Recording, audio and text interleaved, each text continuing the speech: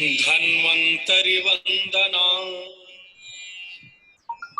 तो धनतेरस के दिन ये रोग पूर्ण रचना करते हैं। धन्वंतरिमादिदेवं पुराः सुरैर्वन्दित पादपद्मम् लोकैर्जरारोग भयमृत्युनाशम् धातारमिषं विविध औषधिनां सुर और असुरों द्वारा वंदित कमल वाले भगवान पूर्ण संसार मृत्यु के रथ धारण करते हैं। वंदना के उपरांत इस कार्यक्रम को आयोजित करने में जिन लोगों ने प्रमुख भूमिका निभाई उसमें आयुर्वेद टीचर्स एसोसिएशन की अखिल भारतीय इकाई के साथ मध्य प्रदेश इकाई की सब्जेक्ट कोऑर्डिनेटिंग टीम से डॉक्टर राकेश पांडे जी, डॉक्टर अश्वनी विद्यार्थी जी, डॉक्टर सूरज खोदरे जी एवं डॉक्टर राजीव श्रीवास्तव जी का काफ़ी योगदान रहा है। इस कार्यक्रम का में मॉडरेटर का काम आज डॉक्टर राजीव श्रीवास्तव जी के द्वारा किया जाएगा। उसके पूर्व इस सत्र के प्रारंभ में मेरा निवेदन होगा डॉक्टर रवि श्रीवास्तव जी, अध्यक्ष Ayurveda teachers association of India Madhya Pradesh इकाई से, कि आप इस ऑर्गेनाइजिंग चेयरमैन के नाते दो शब्द हमारे बीच रखें। नमस्कार, जय आयुर्वेद। इस ऐतिहासिक मंच पे उपस्थित सभी हमारे गणमान्य अतिथिगण और विद्वजन, परम आदरणीय प्रोफेसर राम बाबू द्विवेदी सर और आदरणीय प्रोफेसर अनूप कक्कड़ सर, आपका इस मंच पे मैं हार्दिक स्वागत करता हूं और सभी श्रोतागण जो इससे जुड़े हैं उनका मैं अभिनंदन करता हूं।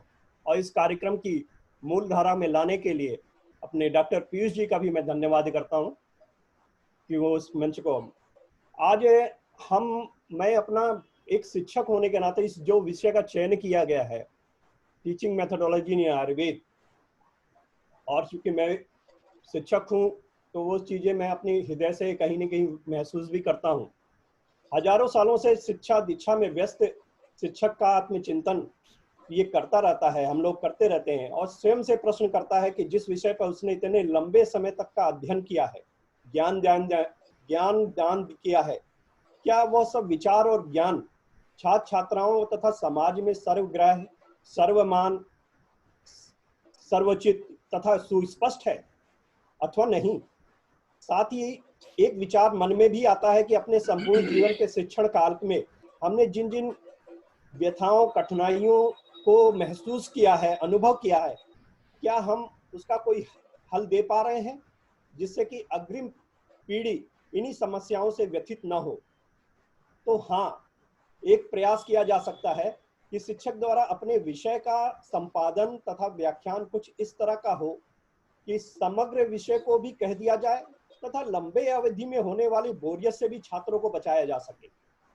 वस्तुतः व्याख्यान एक कला है, मैं मानता हूं, और इसे किस प्रकार से कैसे प्रस्तुत करें ताकि वह व्याख्यान छात्रों को रुचिकर लगे और आप पूरे समय तक छात्रों को आकर्षित कर सके।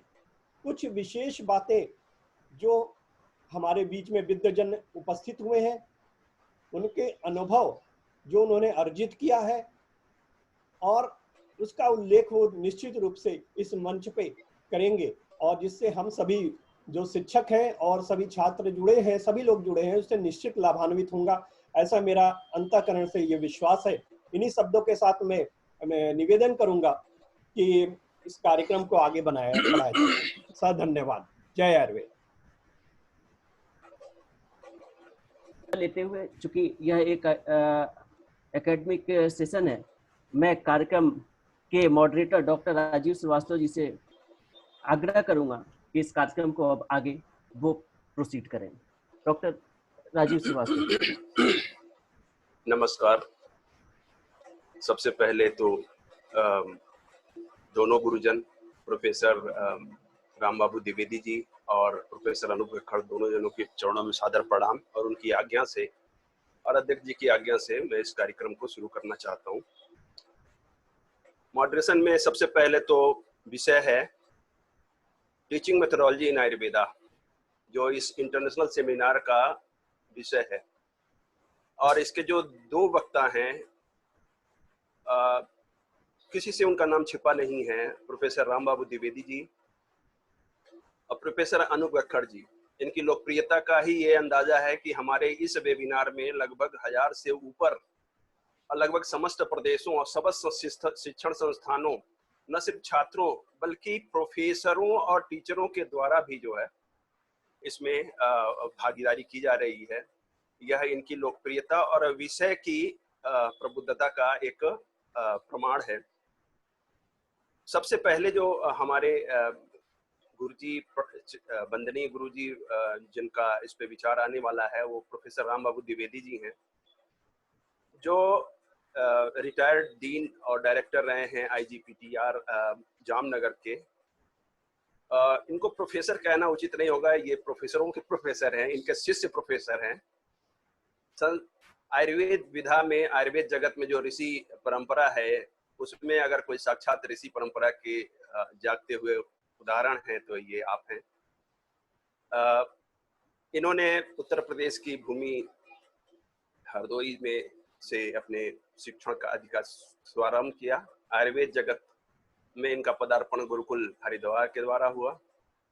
फिर इन्होंने जामनगर से PG किया, विशेषज्ञ चिकित्सा था। उसके बाद इन्होंने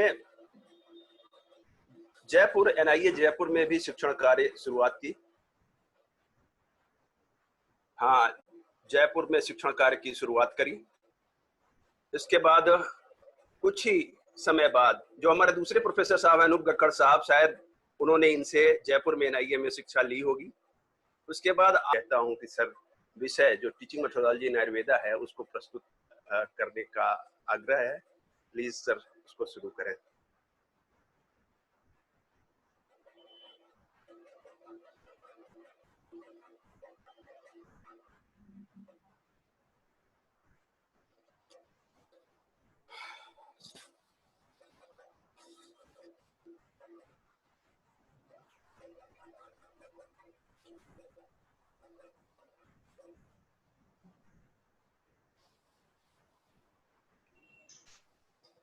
गुरुर्ब्रह्मा गुरुर्विष्णु गुरुर्देवो महेश्वरा गुरु साक्षात् परब्रह्म तस्मै श्री गुरुवे नमः। गुणत्रय विभेदेन मूर्तित्रयम् उपेयुषे त्रिभुवे त्रिनेत्राय त्रिलोकी पतये नमः। Our learned participants, respected our organizers, आप सभी लोगों को सुप्रभातम। आज का प्रमुख विषय इस पर वार्ता करनी है। आप सभी जानते हैं टीचिंग मेथोडोलॉजी एक बेस है किसी भी विषय का।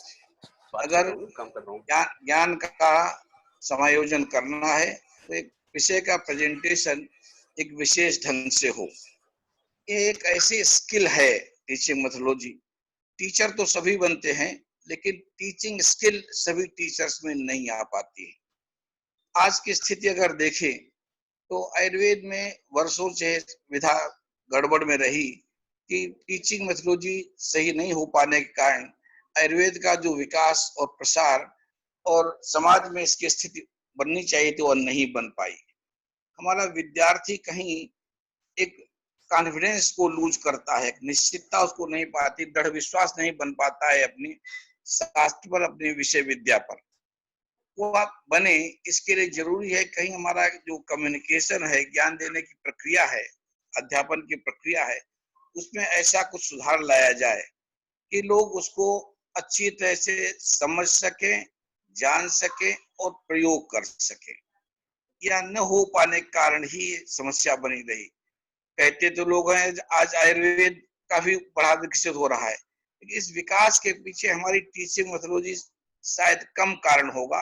अधिक कारण यह है कि विपरीत वाली चिकित्सा पद्धतियों का कुछ कुप्रभाव, कुछ उनकी अप्रसिद्धि या उनसे लोगों की कुछ अरुचि होना और आयुर्वेद के प्रति अभिरुचि बढ़ना। तो किसी के नीचे होने से हम बड़े हो, किसी कम होने से हम बड़े हो रहे हैं, पर हम अपने से बड़े नहीं हो रहे। तो ये आवश्यकता कि हम अपनी टीचिंग मेथोडोलॉजी में सुधार लाएं। अब जानते हैं कि टीचिंग, शिक्षण या अध्यापन या शिक्षा के हम 4 मापदंड मानते हैं। जैसे चिकित्सा के, आयुर्वेद चिकित्सा के चतुष्पाद बताए जाते हैं, विषग्रप्याण्डोपस्थाता, रोगीपाद चतुष्टयम। ऐसे ही शिक्षा के भी चतुष्पाद होते हैं। उन चतुष्पाद में चाहे हम 4 T कहें, टीचर, टेक्स्ट, टाट और टीचिंग, ये चारों विधि होते हैं। हमने इसके लिए एक सूत्र बनाया, गुरुर शिष्यः शिक्षणम च प्रायोगिकम पाठ्यक्रमः गुणवत् कारणम ज्ञेयम शिक्षणे च महत्तमः। ये 4 शिक्षण में महत्वपूर्ण स्टेप हैं, महत्वपूर्ण पिलर हैं। यदि चारों परफेक्ट हैं तो ही विषय का ज्ञान या शिक्षण बराबर हो सकता है। टीचर, टेक्स्ट, टाट और टीचिंग। टीचिंग एक स्किल है जो टीचर में निहित है, और टाट में एक टेक्स्ट के प्रति संबंध जुड़ना जरूरी होता है। हमारा प्रारंभ विषय प्रवेश ही इस तरह का नहीं हो पाता है कि हमारा एक अभिरुचि बढ़े। जैसे आप जानते हैं कि यज्ञ में यदि अग्नि को पहले से अच्छा प्रज्वलित कर लिया गया है, तो प्रज्वलित अग्नि ही दी हुई आहुतियों को या समिधा को बराबर उसका आहरण कर पाती है। ये आवश्यक, इसलिए टीचिंग में भी पहली आवश्यकता एक ये है कि टीचर उस अग्नि को दीप्त करे। एक विषय को ग्रहण करने की उत्सुकता, जिज्ञासा विद्यार्थियों में जागृत करे, ताकि विद्यार्थी जानना चाहे कि हाँ हमें कुछ मिलेगा, क्या मिलना चाहिए, वह मिलना चाहिए। विषय का प्रवेश ही विद्यार्थी में एक अग्नि की दीप्ति करता है, ज्ञान की आकांक्षा पैदा करता है। यदि वह विषय प्रवेश ही अच्छा न हुआ तो विषय की आकांक्षा, विषय ज्ञान की आकांक्षा ग्रहण करने की क्षमता नहीं उत्पन्न होती और वह विषय पर ग्रहण नहीं कर पाता है। ये देखिए, इसमें तो जैसे हमारे यहाँ कारण है, क्रिया है, कर्म है और कार्य है। एक प्रक्रिया होती है, एक वाचन क्रिया है, अध्यापक कुछ बोलता है, उसके बाद कर्म जो उसका क्रिया का होता है वह शिष्य पर होता है, वह श्रवण करता है। श्रवण करते हुए विषय की स्पष्टता इतनी बने उस कर्म में, श्रवण हो जाए, मनन हो जाए और निदिध्यासन हो जाए। छात्र सुने, विचार करे और ग्रहण कर ले, रिसीव कर ले, उसको मेमोरी में, स्मृति में रख ले। इसके बाद फिर उसको होता है कि वह उसका ले लिया, निदिध्यासन के हुए को पुनः वह पाठ करे। निदिध्यासन हुआ, दोबारा उसको पाठ कर सकता है, रिपीट कर सकता है, स्मरण कर सकता है। पाठ करे और पाठ करने का तब तक पाठ करे कि उसे अवबोध हो जाए, वह विषय को फिर पुनः समझ सके कैसा अध्यापक ने हमको बताया था, वह अवबोध हो जाए और उस अवबोध के अनुसार ही रिसीव्ड नॉलेज के आधार पर उसका वह अनुष्ठान कर सके, क्रिया संपादन कर सके, कार्य कर सके, उससे कार्य हो पाए। तो ये एक प्रक्रिया सतत होती है। यदि विषय प्रवेश सम्यक नहीं हुआ तो विद्यार्थी ने उसको न तो अच्छी तरह से श्रवण किया, श्रवण नहीं हुआ तो मनन क्या करेगा, मनन नहीं हुआ तो निदिध्यासन क्या करेगा। ये तीनों ही प्रक्रियाएं नहीं हुई तो दोबारा स्मरण क्या करेगा, स्मरण नहीं करेगा तो फिर पाठ नहीं होगा, पाठ नहीं होगा अवबोध नहीं, अवबोध नहीं तो अनुष्ठान, एक सारी प्रक्रिया बिगड़ जाती है। तो विषय प्रवेश कैसा होना चाहिए ताकि एक विद्यार्थी में जिज्ञासा जागृत हो, ये सबसे बड़ी एंट्री की बात होती है। और उसके लिए भी एक टीचर में अपनी स्किल होनी चाहिए, टीचिंग होनी चाहिए। टीचर कैसा होना चाहिए, उसकी विशेषता बात है कि अध्यापक में अपना आज जो है क्वालिफिकेशन पूरा करने के बाद टीचर तो हो जाते हैं लोग। अन्य शिक्षाओं में कहीं कोई ट्रेनिंग भी है, आयुर्वेद में ऐसा कोई टीचिंग की ट्रेनिंग नहीं होती है। यदि पोस्ट ग्रेजुएट में टीचिंग की ट्रेनिंग देने का विधान है, पर वहां पूरी तरह से मिल पाती या नहीं मिल पाती है, लेकिन भी कहीं कहीं रह जाता है। इस जरूरी स्किल को डेवलप करने की टीचर स्वयं में जाने कि हमें टीचिंग कैपेसिटी है कि नहीं है। इसके लिए विचार करें तो एक चीज और यहीं पर विषय जुड़ता है। आयुर्वेद ने प्रत्येक चीज की परीक्षा लेने की बात कही, बिना परीक्षिकारिणो ही कुशला भवन्ति। जो कार्य परीक्षा करने के बाद करते हैं वही एक्सपर्ट होते हैं। Those are expert who act after investigation or examination and others are foolish। जो नहीं परीक्षा करते उन्हें मूर्ख कहा जाता है। संता परीक्षा नेतरम भजन्ति मूढ़ा परः प्रत्येनिक बुद्धया। विज्ञ लोग हर चीज की परीक्षा करने के बाद ही कार्य करते हैं, और मूर्ख तो दूसरे के सुनने कहने पर आधार पर काम कर लेते हैं। एक परीक्षा की बात, आयुर्वेद ने बहुत परीक्षा पर एम्फेसिस किया है।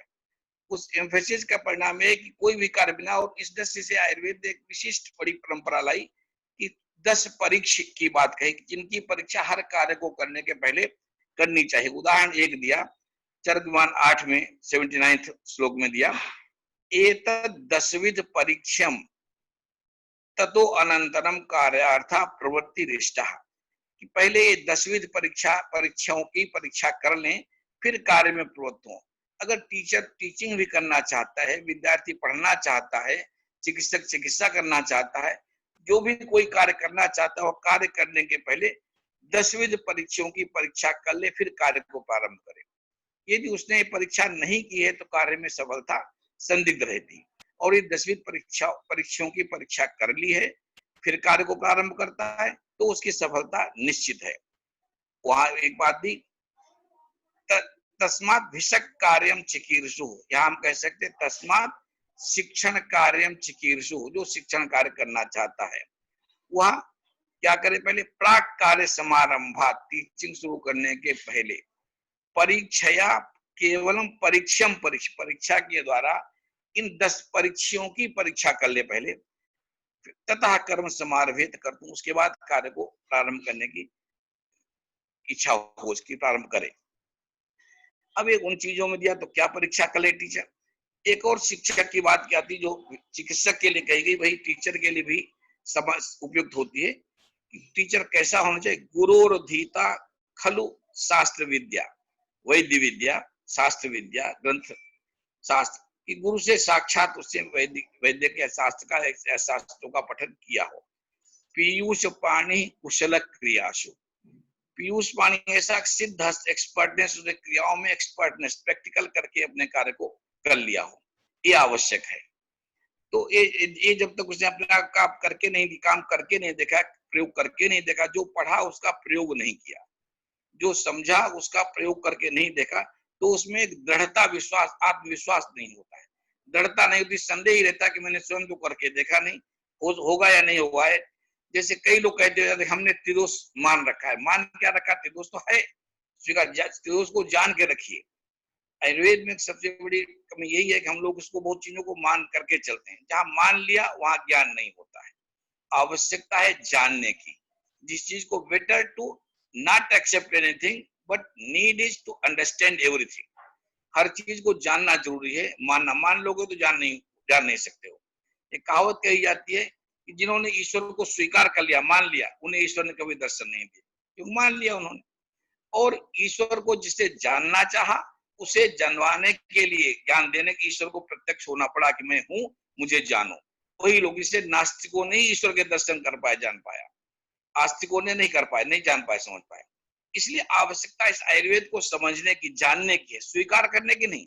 स्वीकार तो आप कर लेंगे और करवा लेंगे, यदि आपको पूरा विश्वास है, दृढ़ विश्वास, आप आयुर्वेद को जानते हैं, शास्त्र को जानते हैं, तो आप दूसरे को जनवा देंगे और समझा लेंगे। जानते नहीं, मानते हैं तो मनवा नहीं सकते हैं, और वह किसी को जान भी नहीं सकते हैं। इसलिए बता, और एक गुण जो शिक्षक गुण, कुशल क्या, फिर गतस्पृहा, कि अपनी और इच्छाओं की प्राप्त की नहीं, अर्थाकांक्षा या और मनोवांछा न हो। धैर्य धरा कृपाल हो, थोड़ा धीरज रखने वाला हो, विश्वास रखने वाला हो, आत्मविश्वास को।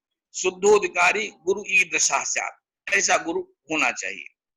उसके साथ ही एक समस्या इस बात की है कि जैसे से टीचर की बात कही, इस तरह से आयुर्वेद ने प्रारंभ में चरकविमान 8 को देखेंगे तो परीक्षा 4 की बताई, पहले शास्त्र परीक्षा करो कि आपको आयुर्वेद पढ़ना है कि नहीं पढ़ना है। आयुर्वेद की स्थिति को जानो, पहले शास्त्र परीक्षा करो, और पूरा विश्वास हो जाए, जिज्ञासा हो जाए, आकांक्षा हो जाए कि हमें आयुर्वेद पढ़ना ही है। इस जिज्ञासा से जो लोग आयुर्वेद आते हैं वो निश्चित रूप से आयुर्वेद को समझ पाते हैं, जान पाते हैं।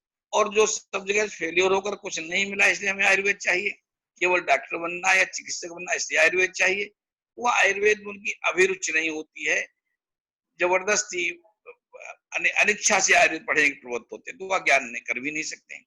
इसलिए पहली आवश्यकता है कि भाई एक जिज्ञासा हो। इसलिए शास्त्र परीक्षा पहले, शास्त्र पर आपका विश्वास है, आप जानते हैं इसमें शास्त्र में क्या विशेषता है, इसलिए आयुर्वेद पढ़ना चाहते हैं। फिर शास्त्र परीक्षा हुआ, शास्त्र को पढ़ाने वाला गुरु चाहिए, इसलिए आचार्य परीक्षा दी गई आयुर्वेद में आचार्य। वह आचार्य परीक्षा ही वास्तव में चिकित्सक की परीक्षा भी है, गुरु की परीक्षा भी है, वो भी जाना चाहिए। उस परीक्षा में प्रारंभ बताया, और वहां कार्यों में यह शिक्षक ही कारण है, कर्ता ही है, यही साक्षात रूप से ज्ञान का देने वाला है, कर्ता ही कारण। यदि इसमें अपना गुणवत्ता नहीं है, कर्ता में गुणवत्ता नहीं, तो क्रिया और कर्म में भी गुणवत्ता नहीं हो सकती। इसलिए आवश्यकता है कि टीचर गुणयुक्त हो, अध्यापक गुणयुक्त, और वह अपनी परीक्षा करके कार्य प्रवृत्त हो। आचार्य परीक्षा है, फिर शास्त्र और आचार्य परीक्षा करने के बाद फिर शिष्य परीक्षा भी आयुर्वेद दिखा कि शिष्य परीक्षा भी कर लो। शिष्य पढ़ने वाला होगा, शिष्य गुणवान है, जिज्ञासु है, आकांक्षा करने वाला है, विद्यार्थी है, विद्यार्थी है, तो वह पढ़ने के लिए उद्यत होगा। ये तीनों की परीक्षा होने के बाद आप ज्ञान की प्रक्रिया को जाएंगे, तो टीचर अच्छी तरह से पढ़ाएगा भी, टाट उसको अच्छी तरह से समझेगा भी, और स्किल डेवलप होगी, क्रिया उसकी ज्ञानवान है, क्रिया भी अच्छी होगी। मेरे एक टीचर कहा करते थे, what is the best quality of teaching? तो the only that you have something in your mind with confidence to teach. अगर आपके दिमाग में ही कोई दृढ़ता, विश्वास, कॉन्फिडेंस नहीं है, तो क्या पढ़ाएंगे? बेटर होगा टीचिंग तभी अच्छी होगी जब आपके दिमाग में कुछ होगा, कुछ अनुभव आपने एकत्र किए होंगे, कुछ ज्ञान होगा आपका। एक और वस्तु यहाँ पे कह दें कि ज्ञान तो शास्त्रों से लिया जा सकता है, मिलता है शास्त्रों से ज्ञान मिलता है, पर अनुभव प्रयोग करने से ही आता है। Experience one can gain by the practice.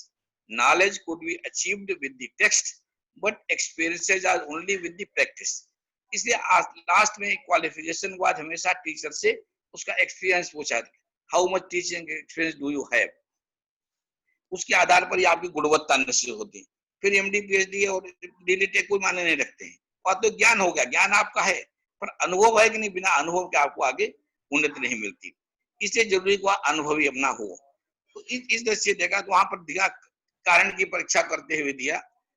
वही कारण की परीक्षा यदि आप देखें तो चिकित्सक की परीक्षा भी है, कारण की परीक्षा है, शिक्षक की परीक्षा भी है। यह सूत्रार्थ प्रयोग कुशल, टीचर वह जो शास्त्र के सूत्रों का अर्थ जानता हो और उन सूत्र को अर्थों का प्रयोग भी कर सकता हो। इसलिए पहली क्वालिटी दी टीचर के लिए, सूत्रार्थ प्रयोग कुशल। यदि वह सूत्र नहीं पढ़ सकता है, नहीं समझता, उनके अर्थ को नहीं जानता है और उनके अर्थ का प्रयोग भी नहीं कर सकता है, और केवल प्रयोग करना है, उसमें एक्सपर्टनेस प्रयोग में, हर बार प्रयोग करके उसमें एक नवीनता ला सके, वहां पहला पहली क्वालिटी होनी चाहिए। या होने के बाद फिर वो अपनी परीक्षा करे, शिक्षक या चिकित्सक अपनी परीक्षा करे। परीक्षा कैसे करे? कथम आत्मानम आत्मना परीक्षेत, अपनी परीक्षा स्वयं कैसे करे। आवश्यकता है टीचिंग करने के जाने के पहले टीचर स्वयं की परीक्षा कर ले, तब टीचिंग के लिए जाए। यदि खुद तो ऐसे ही सीधे चले गए, कुछ भी बोल देना, बता देना, या फिर नोट्स लेकर जो लिखे हुए चले यार उनको आप यथावत जा करके वहां पाठन कर दिया, इन सबसे टीचिंग की एक स्किल नहीं डेवलप होती, ये टीचर की कुशलता को नहीं बताता। इसलिए परीक्षा अपनी स्वयं टीचर अपनी परीक्षा करे। कैसे करे? गुणिश गुणता, टीचर में क्या क्या गुण होने चाहिए, वह गुण हमारे पास है कि नहीं, उनको फिर जिनको कार्य, और वह कौन से गुण जो हमें टीचिंग करने में हमें आवश्यक हैं, उनमें से फिर एक परीक्षा करे, क्या मैं टीचिंग करने के योग्य हूँ, क्या मैं कर सकता हूँ, और मुझे करना टीचिंग क्यों है? एक अच्छा टीचर बनने के लिए, that everybody may accept me as a teacher, when everybody will accept, when I will be capable, when I am capable to teach perfectly, जब मैं हर चीज को पढ़ा सकता तब होना चाहिए। इसलिए पहले अपनी ये देखिए क्या है, कार्य करने के मैं समर्थ हूँ या नहीं हूँ। यदि बोलने में अड़चन आ रही है, उच्चारण में अड़चन आ रही है, स्मरण में अड़चन आ रही है, एक्सप्लेनेशन में इसकी व्याख्यान करने में अड़चन आ रही, दैट मीन्स हमारी कहीं क्वालिटी में कमी, हम टीचर के समर्थ नहीं रखते। ये सब सारी क्वालिटी अपने में ले लें। फिर कहा पहली चीज परीक्षा दी पर्यवदात सुतता, जो चिकित्सक के लिए विधि है, हमने शास्त्रों को अच्छी तरह से सुना है, पढ़ा है, मनन किया है और उनका अवबोध किया है और अनुष्ठान भी किया है, वह देख रहे। फिर परिदृष्ट कर्मता, हमने कर्मों को होते हुए भी देखा है और हमने कर्मों को करके भी देखा है। ये दोनों चीजों की प्रायोगिक कर्म, जो शास्त्र का ज्ञान है उस ज्ञान को प्रयोग में लाना। एक सबसे बड़ी कमी हमारी टीचिंग में ये भी आ रही है, हम अपने ज्ञान का प्रायोगिक पक्ष नहीं लेते। हमने वहां प्रारंभ में बताया था प्रायोगिकम पाठ्यक्रम, यदि पाठ्यक्रम आपका प्रायोगिक नहीं है तो कोई नहीं। अभी हमारे यहाँ अभी भी जो CCM का सिलेबस है उसमें मूल जो विषय हैं उनमें कहीं प्रयोग है ही नहीं, प्रैक्टिकल है ही नहीं। प्रैक्टिकल है तो क्या बायोगोसी, बायोगोसी प्रैक्टिकल नहीं है। प्रैक्टिकल तो कुछ करके दिखाने की बात है। एक पहला विषय एंट्री विषय की जो होती है, हम कहते हैं जो विषय में प्रवेश होता टीचर करता है, एंट्री में सबसे पहले उसे पदार्थ विज्ञान पढ़ाया जाता है। और पदार्थ विज्ञान को इस तरह से पढ़ाया जाता है जिससे एक फिलॉसफी है। अगर पुराना इतिहास देखें तो कई बार पदार्थ विज्ञान संस्कृत के टीचर पढ़वा लिया जाता था, संहिताएं संस्कृत की टीचर्स पढ़वा ली जाती थी। संस्कृत एक भाषा का ज्ञान है, विषय का ज्ञान नहीं है। विषय आयुर्वेद चिकित्सा विज्ञान है, उसको समझने के लिए विषय का ज्ञाता चाहिए, न कि भाषा का ज्ञाता। अगर भाषा ज्ञाता तो क्या इंग्लिश पढ़ने वाला एलोपैथी पढ़ा देगा, क्या जो है होम्योपैथी पढ़ा देगा, या उर्दू जानने वाला यूनानी पढ़ा देगा? नहीं हो सकता है। तो भाषा ज्ञान विषय को पढ़ने मात्र के लिए जरूरी है, पर समझने के लिए तो विषय का ज्ञान होना जरूरी है। पदार्थ विज्ञान जैसा विषय रूक्ष विषय बना दिया गया, ऐसी एंट्री इसकी होती है कि विद्यार्थी समझते नहीं कि पढ़ाया क्या जा रहा है, इसका उपयोग क्या होगा, ये क्यों पढ़ा जाए। लेकिन वो कहा जाए पाठ्यक्रम में पढ़ना ऐसे पढ़ाया जाता है, टीचर भी उसकी प्रायोगिकता को नहीं बताता है। एक फिलोसॉफिकल एस्पेक्ट जो वर्षों से चला आ रहा है प्राचीन, उसी ढंग को पढ़ाया, तो उसकी कोई चिकित्सा में उपयोगिता पर ध्यान नहीं दिया जाता। जो पदार्थ विज्ञान पूर्णतः प्रायोगिक विषय है। मैं जिन दिनों CCI में मेंबर था, मैंने कहा और मैंने पाठ्यक्रम बनाया, पाठ्यक्रम में प्रयोग को जोड़ा कि वास्तव में पदार्थ विज्ञान विषय हमारा नामकरण ही गलत है। इसका नाम मौलिक सिद्धांत विषय होना चाहिए, और मौलिक सिद्धांत में 2 पेपर होने चाहिए। एक पहला पेपर होना चाहिए जिसको हम कहेंगे उसका नाम देंगे जो है प्रयोग विज्ञानीय या कारण विज्ञानीय। हम कारणों का ज्ञान करते हैं, षड्विध कारण को बताया गया, द्रव्य गुण कर्म सामर्थ्य समवाय। पहला विषय, पहले पेपर हम इनका ज्ञान करते हैं, कारण विज्ञानीय। और दूसरा पेपर होना चाहिए प्रयोग परीक्षण विज्ञानीय, जिसमें प्रमाणों के आधार पर हम परीक्षा करते हैं, ज्ञान परीक्षा करके हर चीज सिद्ध करते हैं, उसके प्रैक्टिकल्स करते हैं। बिना प्रैक्टिकल के पदार्थ विज्ञान जैसा विषय प्रैक्टिकल है ही नहीं कोई। यदि हम गुण पढ़ा रहे हैं, गुण को हम लेबोरेटरी में नहीं बताते तो क्या विद्यार्थी क्या जानेगा। हम सिद्ध और रुक्ष को, रुक्ष और खर में क्या डिफरेंस बता सकते हैं? केवल बता दे कर्मानु में गुण होते हैं, बता दें इसका हमने, या तो कर्म को करके बताएं, गुण जो है कर्म विस्तोनमी नाना द्रव्याश्रिता गुण, या तो उन गुण द्रव्यों के गुणों का ज्ञान हम कर्म से कराएं, उनका प्रयोग करके बताएं। तो चिकित्सा नहीं कर सकते पदार्थ ज्ञान वाला, उसका लेना देना नहीं। तो जब तक गुणों का ज्ञान पर्याप्त होगा, कैसे त्रिदोष को जान पाएगा, कैसे महाभूतों को जान पाएगा, कैसे विषयों का प्रयोग कर पाएगा। तो गुण प्रैक्टिकल वहीं से आवश्यकता है कि पदार्थ विज्ञान को लेबोरेटरी में और हॉस्पिटल दोनों पढ़ाया जाना चाहिए। उस ढंग से जो है जिज्ञासा विद्यार्थी पैदा हो, समझेगा हम चिकित्सा साथ पढ़ रहे हैं। नहीं तो क्या पढ़ेगा विषय, पदार्थ विज्ञान पढ़ रहा है और वहां एक कर्म संयोग में बताया जा रहा है, उदाहरण काक वृक्ष संयोग। अब काक वृक्ष संयोग से चिकित्सक का क्या लेने देना। आयुर्वेद विद्यार्थी पूछता कौवा पेड़ बैठा उड़ गया, ऐसे हमने क्या समझा, क्या जाना। ऐसे उदाहरण दे, वही द्वंद्व कर्म संयोग में बता दिया गया कि दो में शुद्ध दोनों तरफ से लड़ रहे हैं, इन सब से हमने क्या समझा। ये चीज समझाने के उदाहरण नहीं बैठे। इतनी पदार्थ विज्ञान पुस्तकें लिख दी गई, पढ़ा दी गई, सब कुछ होता, उदाहरण वही के वही है। अभी भी पीनो यम देवदत्ता दीवान मूंगते देवदत्त कहा जाता, रामदत्त नहीं कहा जाता।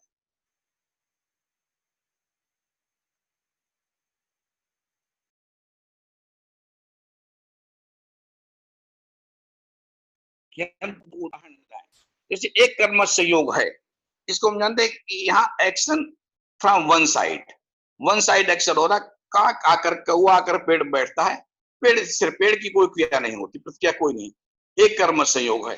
इसी तरह से ऐसा है कि जब लंघन चिकित्सा हम करते हैं तो एक कर्म संयोग होता है, हम कोई औषध नहीं दे रहे, कोई प्रक्रिया नहीं कर रहे हैं। आहार न जाने कारण आहारान पचत शिखी दोषान आहार वर्जित है। यदि आहार नहीं दिया जाएगा, लंघन किया जाएगा, तो अग्नि जो है वो दीप्त होगी और बढ़े हुए दोषों का पचन कर लेगी, तो वह आम नहीं बनेगा। ये एक कर्म संयोग है कि एक कर्म, शरीर अपने आप एक क्रिया कर रहा है और वहां दूसरी कोई क्रिया नहीं हो रही। द्वंद्व कर्म संयोग को उदाहरण यदि हम बताएं तो क्यों मैं शुद्ध बताएं, हमको उदाहरण बताना चाहिए। द्वंद्व कर्म संयोग action from two side, internal and external. Internal में अग्नि अपने दीप्त होकर पचन कर रही है, एक्सटर्नल में हमने कुछ दीपन औषधियां दे दी, पाचन अग्नि कर रही, दीपन दे दिया, अग्नि और प्रज्वलित हुई और उसे पाचन कर दिया। दीपन पाचन हमारा द्वंद्व कर्म संयोग होगा, एक उदाहरण ऐसा होना चाहिए। सर्व कर्म संयोग होता है तो वहां दे दिया गया तिल मासाद संयोग, बहुत सारे तीर मिला दिया, इन सबसे चिकित्सक का क्या लेना देना? आयुर्वेद विद्यार्थी क्या समझ रहा है? आवश्यकता उसको बताए, action from all the side. तो वहां पर हम दीपन, पाचन और दोषावशेषण तीनों करेंगे। दीपन अग्नि का करें, पाचन करते हैं दोषों का, और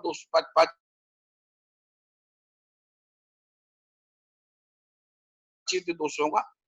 एक उद्दीपन की प्रक्रिया में प्रयोग को लाना बहुत जरूरी है। वह प्रयोग प्रक्रिया हमारे यहाँ पढ़ाई नहीं जा रही। पदार्थ विज्ञान प्रयोग है नहीं। चरक संहिता जैसे चिकित्सा ग्रंथ का वाइवा वो से होता है। क्या लेना? अष्टांग संग्रह के अष्टांग शुद्ध स्थान पढ़ते हैं, वाइवा लिया जाता है। क्यों नहीं इनको प्रैक्टिकल से अप्रोच जोड़ा जाता है? क्यों नहीं हमारा शिक्षक प्रयत्न करता है, CCI में प्रयत्न करेंगे इनको सबके सारे जो चीज थियरी जो पढ़ाई जाए उस थियरी का प्रैक्टिकल डिजाइन किया जाए, मॉडल बनाया जाए। मॉडल बनाने का डिजाइन बनाने कोई प्रयत्न ही नहीं किया। हमने अपनी डायग्नोस्टिक मेथोडोलॉजी को डेवलप करने के कोई इंस्ट्रूमेंट मांगे ही नहीं। अब देखिए सभी ने, जहां तक का चिकित्सा शास्त्र फिजिक्स से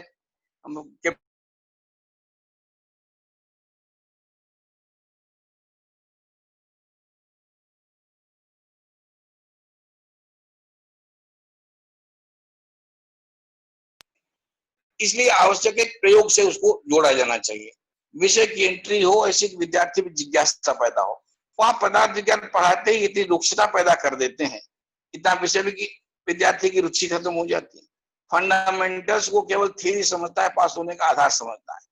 ये आवश्यक हमने अपने यहाँ जामनगर में जहाँ प्रयोग किया वहां इन सभी चीजों को practical laboratory, fundamental research laboratory बनाई अपने डिपार्टमेंट में, और गुणों को, महाभूतों को, दोष गुणों को, द्रव्य गुणों को, इन सबको लाने का प्रयत्न किया कि हम उनको प्रयोग करके देखें और समझे, और कर्म से भी और उनको स्ट्रक्चरल भी, माइक्रोस्कोप का। अरे कैलोरीमीटर का प्रयोग हमारे यहाँ हर चीज के लिए दिया गया।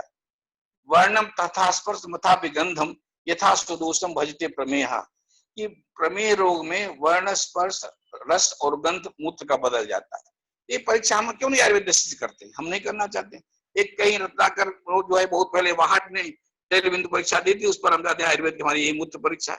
अरे उसके अलावा बहुत सारी परीक्षाएं दी, उन पर क्यों नहीं जोड़ दिया? नहीं जोड़ दिया हमने। कोई इंस्ट्रूमेंट हमने मांगा ही नहीं, कोई प्रयत्न किया नहीं। तो हमने अपने विज्ञान को प्रयोग में नहीं लाया, प्रयोग के साथ नहीं जोड़ा ज्ञान को, प्रयोग के साथ जोड़ा नहीं, इसलिए हम ज्ञान को सही रूप से प्रयोग बना नहीं सके, उसको दे नहीं पाए। विषय की एंट्री बराबर नहीं हुई। इसलिए जरूरी विषय की एंट्री को, जैसे हमने अग्निदीप्त का उदाहरण दिया, यज्ञ में अग्निदीप्त है तो संविधा का आहरण बराबर का, ऐसे ही विद्यार्थी में हुआ एक आकांक्षा, जिज्ञासा पैदा हो, वो सुनने के इच्छुक हो, तब आप उसको बताएंगे। इसलिए पहला जरूरी होता है, 3 चीजें और भी बहुत ध्यान देने वाली टीचिंग में है, जिसको हम प्राय जोड़ते हैं। पहली है कि नीड, हमें विषय पढ़ने की आवश्यकता है क्या? विषय की नीड बताओ। तो आवश्यकता आविष्कार की जर्नी, जब तक आपकी आवश्यकता नहीं आप कुछ करेंगे नहीं। भूख नहीं लगेगी तो खाना नहीं खाया जाएगा, नींद नहीं लगी है तो निद्रा नहीं आएगी। इसलिए आवश्यकता को पहले समझा कि कोई भी विषय हमें पढ़ाने के टीचर चला जाता है पर ये नहीं बताता है ये विषय क्यों आवश्यक है। विषय की आवश्यकता पहले नीड को दिया जाए, what's need of this subject, what's need of this particular part of this subject. यदि उस नीड को बता दोगे तो विद्यार्थी समझ रहा है कि हमारा आगे इसकी जरूरत पड़ेगी, इसलिए हमको पढ़ना है। तो नीड तो बता दे, पदार्थ विज्ञान पढ़ाना शुरू कर दिया, पदार्थ पदस्य पदो पदा नाम बढ़ता पदार्थ है, और उससे विद्यार्थी क्या लेना देना है, उसकी क्या नीड उसकी, उसको जानने की। व्याकरण पढ़ लेगा। आप बताओ कि कारण द्रव्य कर्म सामने समय आवश्यक, इनके बिना, ज्ञान के बिना हम यही कारण है संसार के, संपूर्ण जगत के जो भी संसार में क्रियाएं हो रही, चाहे रोग, चाहे स्वास्थ्य, चाहे जीवन, चाहे मृत्यु, ये सभी के लिए कारण यही है। जब ये बताओगे इन कारणों के कारण, इसलिए जरूरी जीवन में कोई भी क्रिया, संसार कोई भी कर्म कार्य इन कारणों के बिना नहीं होता। कारण यह है और कार्य तो असंख्य हो सकते हैं। ये बात विद्यार्थी को नहीं पता तो जानने तक क्यों पढ़ना चाहिए, क्यों गुणकर्म साम विशेषम पढ़ना चाहिए, नहीं पढ़ना चाहता है, सुन लेता है, चला जाता है, ज्यादा डिफिशिएंसी लिख देता है, परीक्षा पास है, फिर जीवन में उसको कभी इनकी पढ़ते नहीं, कोई नहीं बताता। कभी अध्यापक कभी चिकित्सा करते हुए यहाँ समवाय का उपयोग हुआ, यहाँ हमने सामान्य का प्रयोग किया, बताते ही नहीं। इस दृष्टि से हमारी थियरी एकदम प्रैक्टिकल से अलग है, कटी हुई। थियरी और प्रैक्टिकल को साथ साथ जुड़ना चाहिए, एक पैदा होना चाहिए विषय। तो उस दृष्टि जब तक नहीं लाएंगे तब तक विषय का प्रेजेंटेशन हमारा नहीं हो पाता है। ये जरूरी। तो नीड पहले बताएं, विषय की नीड क्या, पढ़ना क्यों है, और नीड के बाद फिर दूसरा तत्व होता है जो हमें इम्पोर्टेंस बताएं, इसका महत्व क्या है। तो नीड होती है आवश्यकता, और महत्व है इम्पोर्टेंस, उसकी है मेरिट, उसकी मेरिट डिमेरिट क्या है, उसको जानने से क्या होगा, उसको नहीं जानने से क्या होगा। जानने से कितना लाभ मिलेगा, नहीं जानने से कितना नुकसान होगा। ये मेरिट डिमेरिट जब तक नहीं पता है तब तक उसका कोई इंपॉर्टेंस नहीं, महत्व नहीं। अब आप जानते हैं कि महत्व मेरिट का होता है, फर्स्ट क्लास हो गए तो अच्छा मिलेगी क्वालिटी, टॉप क्लास होगी मेरिट, हायर मेरिट होगी तो अच्छा सिलेक्शन होगा, लोअर मेरिट होगी तो आपका अनवांटेड जॉब मिलेगा आपको। तो इम्पोर्टेंस उस ज्ञान की बताओ कि इसकी आपकी मेरिट डिमेरिट क्या है, ये इम्पोर्टेंस होनी चाहिए। पहला हर विषय को जानने के पढ़ाने के पहले, चाहे जो विषय, चाहे पदार्थ विज्ञान होगा इसका, चाहे शरीर क्रिया विज्ञान हो, चाहे देवगुण, चाहे रसशास्त्र हो, पहली चीज बताने की what's need of this subject. विद्यार्थी को नीड पता होगी तो उसके अनुसार उसको ग्रहण करेगा। नीड तो बता नहीं रहे। फिर आता नीड को बताने के बाद अच्छी तरह समझ सके नीड है इसकी, it's must, it's needed, without this there is no utility of our knowledge. ये जब जान लेगा तब उसको पहले सुनना चाहेगा, आप टीचर क्या कहना चाहते सुने, क्योंकि जो आवश्यक है। अब आवश्यक नहीं, जैसे परीक्षा के लिए पूछता व्हाट्स इंपॉर्टेंट, वेरी इंपॉर्टेंट, ये पास होने के लिए पूछता, ऐसे वो भी जाने कि what's need of this subject, why this subject is important and how much important, very important, very very important, और लेस इंपॉर्टेंट, व्हाटसएवर भी। इसके अकॉर्डिंगली नीड पहले क्लियर होनी चाहिए, फिर इंपॉर्टेंस क्लियर होनी चाहिए कि क्या मेरिट डिमेरिट्स हैं, और फिर उसके बाद utility, need, importance and utility. प्रयोग इसका कहाँ कहाँ है, प्रयोग भी पता चलना चाहिए। सामान्य सी बात कहते हैं, जैसे हमारे यहाँ लांगली का प्रयोग है, लांगली औषध है, आप जानते हैं, पाया जाता है। हमें कितना यूज उसका मिलेगा, पूरा चिकित्सा में देख कितने शास्त्रीय योग मिलेंगे, हार्डली 10-12 योग मिलेंगे। तो उसकी हम जानते किसी क्या एक पर्टिकुलर स्पेसिफिक क्षेत्र लांगली का है, वार्सनगलिया उसके लिए यूज होती है, एक पर्टिकुलर क्षेत्र में स्पेसिफिक ड्रग है और लिमिटेड ड्रग है, जानकारी इसकी होनी चाहिए। ये need, importance, utility of that particular drug की हो गई। उदाहरण देते हुए हमें ये जानने जरूरी है कि सब्जेक्ट की पहली need, why this is needed, what's its importance, what's its utility. ये बात जब बता दोगे then you enter in this subject, तब पढ़ाने की प्रवृत्ति हो जाएगी।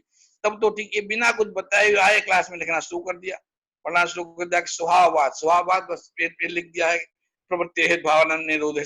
भाई स्वभाववाद क्या है, स्वभाव क्या है, कहाँ से हुआ, किसने इस नियम को लाया, इसको जानने से क्या पर्पज इसका था, ये अगर नहीं बताई, इंपॉर्टेंस नहीं बताई, तो कहावत हमारे कही जाती, जब कोई कारण बताए तो ये द्रव्यों का स्वभाव है। इस स्वभाव, प्रभाव और अभाव आयुर्वेद के 3 ऐसे हो गए, जहाँ स्केप करना वहां स्वभाव है, प्रभाव है, अभाव है, स्केपिंग करने के हो गया। It is not, they are not for escaping, they are actual for the purposeful, and what purpose of those that you have to declare, clear करें विद्यार्थी को, कब हम इसका प्रयोग करना चाहते हैं, क्यों इसकी आवश्यकता है। इसलिए विषय के एंट्री में जब तक उसकी नीड नहीं हमने बतानी है, जब तक उसकी इंपॉर्टेंस नहीं बताएंगे, जब तक उसकी यूटिलिटी के डिफरेंट क्षेत्र में फील्ड नहीं बताएंगे, कितना फील्ड इंपॉर्टेंट, यूटिलिटी का फील्ड देखकर विद्यार्थी या पढ़ने वाला अध्येता विद्यार्थी ये जानता है कि very much useful, very wide जो है इसका यूज है, उसके अकॉर्डिंगली उसका प्रयोग कर सकता है। प्रयोग जानता है तो और अधिक आगे जानने की कोशिश करेगा। इस तरह से नीड, इंपॉर्टेंस, यूटिलिटी को लेकर के ही पढ़ाने का काम शुरू करें। तो इस देख लिया एक दिया यहाँ पर, जो चिकित्सक के गुणों में हम बात कर रहे थे, कर्ता के कारण के, परिव्राजता, परिदृष्ट कर्मता, दाक्ष्यम, दैट एक्सपर्टनेस, स्किलफुलनेस, शौचम, एकदम जो है क्लीननेस इन दिस नॉलेज, जितहस्तता, practical experiences, उपकरणवत्ता, the tools and techniques and instruments, what are used, they are supposed to be with you। फिर सर्वेंद्रियोपन्नता, सभी इंद्रियों को जो करण है इंद्रिया हमारी, वो करने साधन को बताने के लिए उनकी सबकी भी श्रेष्ठता होनी चाहिए। यदि हम टीचर सुन नहीं सके उत्तर क्या देगा, सुनने की क्षमता होनी चाहिए, उत्तर देने की क्षमता होनी चाहिए, विचार करने की क्षमता होनी चाहिए। प्रकृतिज्ञता, बड़ा अच्छा गुण दिया, प्रकृतिज्ञता, टीचर में यह गुण भी होना चाहिए, चिकित्सक में भी होना चाहिए, टीचर में भी। वह हर विषय की प्रकृति, such a subject which is linked with everything. प्रकृति वह भाव है जो सबसे मिला हुआ, जुड़ा हुआ है, किसी से भी ऐसा नहीं है कि वह उससे मिला हुआ भाव न हो। दोष की प्रकृति है, काल की प्रकृति है, द्रव्य की प्रकृति है, मानव स्वभाव की प्रकृति है, प्रत्येक अंगावयव की अपनी प्रकृति है, काल का स्वभाव है।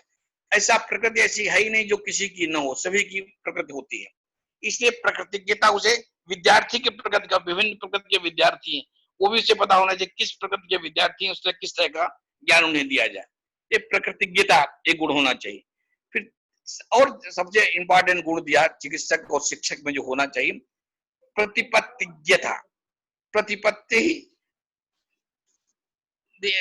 जिसको कहा जाए प्रत्युत्पन्न मत ही, तुरंत नॉलेज, जो यो यथा प्रतिदिव्यम तथा, हम उस मेथोडोलॉजी को जाने, जो विषय जिस तरह से प्रस्तुत करना चाहिए, जो विषय जिस तरह से जानना चाहिए, उसके अकॉर्डिंगली हम उसको जान रहे कि नहीं जान रहे हैं, ये उस ढंग से उसकी प्रतिपत्तिकता होनी चाहिए।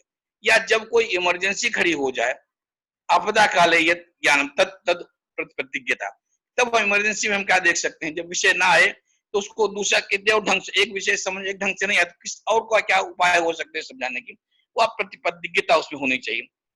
फिर एक और अच्छा गुण दिया चिकित्सक और शिक्षक का, जो जिसको हम लोग प्राय इंटरप्रेट नहीं अच्छा कर पाते हैं, अनुपस्कृत विद्यम। शिक्षक या चिकित्सक अनुपस्कृत विद्यम होना चाहिए, न उपस्कृता यस्य बुद्धि शास्त्रांतर ज्ञानेन। दूसरी चिकित्सा पद्धतियों का, दूसरे शास्त्रों का ज्ञान पाने के बाद उसकी बुद्धि उपस्कृत नहीं हुई। यदि हम ये जानना चाहेंगे, हम अपने दोषक ज्ञान को न जान करके हम उपस्कृत हो जाएंगे बैक्टीरियोलॉजी से, वायरोलॉजी से, तो पैरासाइटोलॉजी से, और वो उसके सोच उसके आधार विचार करें तो हमारा नहीं होगा। हमें उन सबसे भी आधार देखना, हमारा दोष धातु मल से उसकी क्या रिलेटिविटी है। हमें तो जो दूसरे शास्त्रों को ज्ञान करके भी उससे अपने शास्त्र को समझने में प्रयत्न करना चाहिए। होता क्या कि हम दूसरे शास्त्रों का ज्ञान लेते हैं, लेकिन उसका अपने से, आज पैथोलॉजी में, बायोकेमिस्ट्री में सारे इन्वेस्टिगेशन होते हैं, पर उन इन्वेस्टिगेशन के आधार पर हम क्या अपने दोष धातु मल को पहचान पाते हैं? यदि उन सब से हमने अपने दोष धातु मलों को नहीं पहचान पाए तो हमारी डायग्नोसिस दोष धातु मलों कैसे हो पाएगी? एक टीचिंग मेथोडोलॉजी का डिफरेंस रहा, इस पाठ्यक्रम का डिफरेंस रहा, उनको जोड़ा हमने और उनको हमने संबंध स्थापित इनका कर पाया अपने विषय से, शास्त्र से हम उनको कहीं जोड़ पाते हैं, ये जरूरी है। इसलिए हमें, और इसीलिए कहा रहा कि हम बैक्टीरिया समझ, वायरस समझ करके फिर अपने चिकित्सा, आज सामने आया कोविड-19 आया हुआ है, अब चिकित्सा उसकी हम कैसे करें? हमें तो वास्तव में दोष पर ही चिकित्सा करें, देखनी चाहिए। दोष पर चिकित्सा करके आप लाभ दे सकते हैं कि नास्ति रोगो बिना दोषात् यस्मात् तस्मात् विचक्षणा अनुक्तम रोगाणाम लिंगैर व्याधि में उपाचरेत्। हमारे लक्षणों के आधार पर दोषों का संबंध है, लक्षणों का आधार पर जाने और उन्हीं से हमारी चिकित्सा होती है और हम सफल भी होते हैं, ये आवश्यकता। पर हम वहां विचार ही नहीं करना चाहते हैं, हमारे उपस्थित बुद्धि हमारी हो गई है, उससे क्या है, वायरस है, बैक्टीरिया है, अमुक है। तो ये इसके कारण हम अधिकचरे ज्ञान वाले हुए थे, आधा आयुर्वेद का ज्ञान है, आधा हमारा माध्यमिक शिक्षा विज्ञान ज्ञान है, तो उससे हम निश्चितता पर नहीं पहुंच पाते। क्या पुराने वैद्यों को इसका ज्ञान था? आयुर्वेद वैद्यों का, एलोपैथी का या दूसरे ज्ञान जो आ रहे हैं, दूसरे वायरोलॉजी बैक्टीरियोलॉजी, नहीं ज्ञान था। केवल चिकित्सा करते थे अपने दोष के आधार, और अच्छे सिद्धस्थ वैद्य थे, अच्छे से लोगों की चिकित्सा करते थे, लोग उनका उदाहरण आज भी देते हैं। पर हमारी बुद्धि उपस्कृत हो रही है दूसरे शास्त्रांतर ज्ञान से। उन शास्त्रों शास्त्रांतर ज्ञान लेने में कोई आपत्ति नहीं, ज्ञान लो, समझो, उन ज्ञान को कोरिलेट या इंटरप्रेट अपने शास्त्र से भी करो, अपने ज्ञान से भी करो। अगर ये नहीं कर पाए तो आप अनुपस्कृत विद्यम नहीं होंगे, उपस्कृत विद्यम होंगे, और उपस्कृत विद्यम होने का आप सही कॉन्फिडेंस से आयुर्वेद को नहीं पढ़ा पाएंगे, चिकित्सा नहीं समझा पाएंगे। अनहंकृतम, ये अपना अहंकार भी लेकर नहीं बैठ जाए, हमें हम सर्वज्ञ हो गए, सर्वज्ञ तो कोई नहीं हो पाता है। विषय को समझिए और निरंतर प्रयत्न करते रहिए, दूसरों से समझने का प्रयत्न करते, हो सकता है कि आप जानते हैं उससे अलग ढंग से कोई दूसरा जानता है, उसको भी जानने का प्रयत्न कीजिए। अनसूयकम, हम किसी से ईर्ष्या करने वाले भी नहीं हो कि हमको आता है उसे नहीं आता, या उसे ज्यादा आता है हमें कम आता है, भाई उसे ज्यादा आता है तो आप जानने का प्रयत्न और करिए, ये लिया। फिर अकोपनम, क्रोध नहीं होना चाहिए टीचर को। क्लेश क्षमम, क्लेश क्षमता होनी चाहिए, भाई 2 बार पूछे 4 बार पूछे तो भी उस पर क्रोध नहीं आना चाहिए, बल्कि हमेशा सहन करके और विद्यार्थी को उसका उत्तर देना चाहिए। ऐसा ना विद्यार्थी उत्तर पैदा, विद्यार्थी आपसे कुछ पूछना ही नहीं चाहता कि आप डांट देते हो, नहीं, विद्यार्थी को पूछने का मौका दिया जाए, उसकी जिज्ञासा को शांत किया जाए, उसके लिए आपने गुण जो होना चाहिए अकोपनम और क्लेशक्षम। एक गुण सारे हमारे चरक संहिता में दिए हुए हैं, जो वैद्य में होना चाहिए वही गुण शिक्षक में होना चाहिए। वैद्य और शिक्षक, या तो वो जो वैद्य वही शिक्षक है, जो शिक्षक है वही वैद्य, परंतु धारणा ऐसी बन गई, यहाँ शिक्षक को नॉन क्लिनिकल और क्लिनिकल कर दिया गया। अरे शिक्षक कैसे नॉन क्लिनिकल हो सकता है? जो विषय को जानता है, पढ़ा समझा है, वह प्रयोग को जानता है। ये करके हमने दूसरों का अनुकरण करते हुए, दूसरे चिकित्सा विधियों का अनुकरण करते हुए अपने में सुधार, हर चीज को समझ लिया, वो नहीं हो सकता है। अपने को अपने ढंग से समझिए। यहाँ आयुर्वेद का शिक्षक जो है वही चिकित्सक है, इसे उसको यहाँ बताया कि क्लेशक्षम। फिर एक सबसे अच्छा गुण दिया शिष्य वत्सलम अध्यापकम, कि आप जो है फेवरेट स्टूडेंट के लिए होना चाहिए, स्टूडेंट में prefer you as a good teacher, ideal teacher. वो गुणवत्ता आपने पैदा करिए कि शिष्य के प्रति आपका स्नेह हो, आप इंटीमेसी बना सके, उसको अच्छा समझा सके। जितनी आपकी अच्छी इंटीमेसी उतना विद्यार्थी आपको अच्छा सुनेगा, अच्छा समझेगा। ये जानना चाहिए। फिर सबसे लास्ट गुण है ज्ञापन समर्थम चेती, विषय को जनवाने में समर्थ हुआ, ज्ञापन करा सके। एक भी एक मेथड है, इसी को टीचिंग मेथोडोलॉजी हम कहते हैं, इसी को हम अध्यापन पद्धति कहते हैं। किस कौन सा उपाय होगा कि आप उसको समझा सकें। एक नहीं, दूसरा उदाहरण, 4 उदाहरण, 5 उदाहरण से लाइए। तो ज्ञापन समर्थता भी टीचर में होनी चाहिए, यदि वो नहीं तो भी आप नहीं समझा सकते हैं। इसलिए एवं गुणों ही आचार्य है, इन गुणों से युक्त आचार्य ही, जैसे सुक्षेत्रवम आर्तवो, क्षेत्र क्लियर है तो शुक्र का सही शुक्र सूर्य का सही से होगा, गर्भ की स्थापना हो सकती। मेघ ही वो शस्य गुण ही, अगर अच्छा काल है, मेघ अच्छे आए हुए हैं तो बरसात अच्छी होगी और शस्य अच्छा पैदा होगा। ऐसे ही कहा कि ऐसा आचार्य ही सुशिष्यम आसु वैद्य गुण ही, सुशिष्यम आसु शिक्षक गुण ही, अपने अच्छे शिष्य को अपने अच्छे शिक्षक गुणों से युक्त कर सकता है। इसलिए ये जरूरी है। तो ये पहला जो कारण है शिक्षक है, उस शिक्षक में अपनी कैपेबिलिटी ऐसी होनी चाहिए, गुणवत्ता ऐसी होनी चाहिए, वह शिक्षण को देने में अपनी क्रिया क्यों करता है, ये मुख्य है। शिक्षण में, शिक्षा में, एजुकेशन में, टीचिंग में कर्ता कौन है? टीचर है। कर्म कर, और जो है वो अलग हो, कार्य कर्ण और कार्य अधिष्ठान अलग होंगे, पर मुख्य कर्ता है टीचर है। कर्ता गुणयुक्त होना चाहिए, कर्ता गुणयुक्त नहीं है, टीचर में ये क्वालिटी नहीं तो टीचिंग उसमें हो ही नहीं सकती। टीचर में टीचिंग की क्वालिटी होनी चाहिए, तब टीचिंग की विधाएं अलग हो पाएंगी, तब टीचिंग विधाओं को अलग शोध करके ला पाएगा। इसलिए पहला जो है कर्ता का कारण की परीक्षा की गई। फिर उसमें क्या जो है, कर्ता तो चिकित्सक हो गया या शिक्षक हो गया, उसका कार्य क्या है, कर्ण क्या है।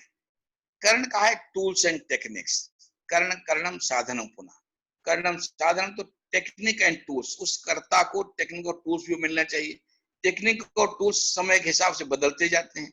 आप प्रारंभ में देखेंगे पहले शिक्षण पद्धति अलग थी, गुरुकुलीय शिक्षण पद्धति थी, जहाँ आश्रम में रह करके विद्यार्थी गुरु के पास जाकर वहीं पर अध्ययन सीखता था, वहीं प्रयोग करता था, जंगलों में घूमकर जड़ी बूटियां कर वहीं ऊट बीज का औषधियां बनाती, वहीं चिकित्सा कार्य करते थे, कोई ओपीडी नहीं बने हुए होते थे। धीरे धीरे डेवलपमेंट हुआ, आज सारे टूल्स एंड टेक्निक, आज टूल टेक्निक हम यूज कर रहे हैं, हम यहाँ बैठे बैठे पढ़ा रहे हैं, यहाँ कोसों दूर आप सब बैठे पता नहीं कहाँ सुदूर देश में बैठे लोग सुन रहे हैं, समझ रहे हैं। एक टेक्निक और टूल्स हैं, ये टेक्निक और टूल्स भी परफेक्ट होने चाहिए टीचिंग के लिए। ये कर्ण भी साधन, टीचिंग के कर्ण नहीं है कि कहीं कुछ भी हो जाए और एक सब कुछ मान ले आप। फिर मैं बात कहता हूँ कि चाहे जितनी टेक्नोलॉजी और टूल्स बढ़ जाए, पर टीचर का कोई सब्स्टिट्यूट नहीं हो सकता है, और उस टीचिंग का कोई सब्स्टिट्यूट नहीं हो सकता है जो साक्षात सामने सामने अध्यापक और शिष्य में होती है।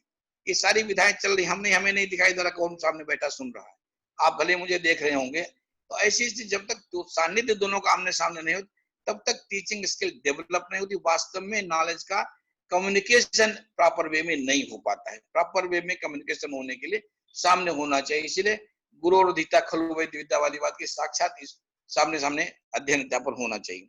तो उस दृष्टि से टेक्निकल टूल्स हैं कर्ण। फिर कार्य है शिक्षण, अध्यापन या टीचिंग। टेक्निकल टूल्स का सही प्रयोग करना आना चाहिए। उस टेक्निकल टूल्स के प्रयोग से वह टेक्निक टूल्स भी आवश्यकता के अनुसार जहां जैसा हो उस उनका प्रयोग करना आना चाहिए, वह टीचिंग स्किल है। और कार्य योनि है शिष्य, स्टूडेंट, जिसको आप शिक्षक बनाना चाहते हैं, जिसको आप चिकित्सक बनाना चाहते हैं, वह अपना गुणवान होना चाहिए, तो उसको आप अपने गुणवत्ता से जोड़ करके बना सकते कर सकते हैं। इस दृष्टि से विचार किया जाए तो हम एक कारण इन 10 परीक्षा को समझ करके ला सकते हैं। अब एक पुनः उस पर विषय लाते हैं कि एक टीचिंग की एंशिएंट टीचिंग मेथोडोलॉजी जो चरक संहिता में दी जो है सूत्र स्थान 30 में, तंत्रम आर्षम कास्नेन यथाम नायम उच्यमानम, की 3 विधेयक से टीचिंग होती, वाक्यशः, वाक्यार्थशः और वाक्य अर्थावयवशः। ये 3 टीचिंग मेथोडोलॉजी चरक संहिता में शास्त्र को पढ़ाने की बताई गई या टीचर में होनी चाहिए। 3 टायर टीचिंग सिस्टम हम इसको मानते हैं, जैसे होता है असिस्टेंट प्रोफेसर, एसोसिएट प्रोफेसर और professor. 3 tyre how a lecturer could teach, assistant professor can teach the students, उसकी टीचिंग मेथोडोलॉजी उससे कुछ अलग अपेक्षा है। असिस्टेंट प्रोफेसर लेक्चर से अलग अपेक्षा टीचिंग की, एक रीडर या एसोसिएट प्रोफेसर से टीचिंग की अलग अपेक्षा है, और प्रोफेसर से टीचिंग की अलग अपेक्षा है। एक ही विषय को तीनों 3 टायर सिस्टम में लेक्चर अलग ढंग से पढ़ाएगा, रीडर अलग ढंग से पढ़ाएगा, प्रोफेसर अलग ढंग से पढ़ाएगा। पर हमारे यहाँ तो सारी प्रक्रिया एक ही चल रही। कई बार लेक्चर अच्छा पढ़ाता है प्रोफेसर, उससे बुरा ही पढ़ाता है, नहीं उतना भी नहीं पढ़ा पाता। ये नहीं होना चाहिए। उसी के उदाहरण देके टीचिंग मेथड्स में कि जो आर्ट्स ग्रंथ है, जो पाठ्यक्रम है, उस पाठ्यक्रम को वाक्यशः उसका एक्सप्लेनेशन कर देना, पढ़ा देना, विस्तार कर देना, ये व्याख्याता है लेक्चरर का या असिस्टेंट प्रोफेसर कार्य है। वाक्यशः उदाहरण जैसे आप सामान्य दें कि आयुर्वेद क्या है, तो आयुषो वेद आयुर्वेद है, जो आयु का वेद है वो आयुर्वेद है, जो आयु के संबंध में बताता है। एक सामान्य सी बात कह दी कि आयु, उसमें बता दिया आयु क्या है और आयु को कैसे बताता है, एक सामान्य लेक्चर में बता दिया। फिर ये वाक्यशः ज्ञान हुआ। दूसरा दिया कि इसे क्या इन्होंने कहा कि वाक्यशः यथाम नाम, जैसा कहा गया वैसा ही कह दिया गया, तो एक लेक्चर का वाक्यशः ज्ञान हो गया, शास्त्र का टीचिंग हो गई। फिर दूसरा दिया वाक्यार्थशः, उसके लिए कहा गया बुद्ध्या सम्यक अनुप्रविश्य अर्थ तत्वम, यथार्थ अर्थ तत्वम, कि उसमें रीडर या प्रोफेसर में गुणवत्ता होना चाहिए, अपनी बुद्धि से वह विषय में प्रवेश करे, विषय का विवेचन करे, अनेक अन्य शास्त्रों से, अन्य विषयों से भी लाकर उसका तुलना कर कंपेयर करे।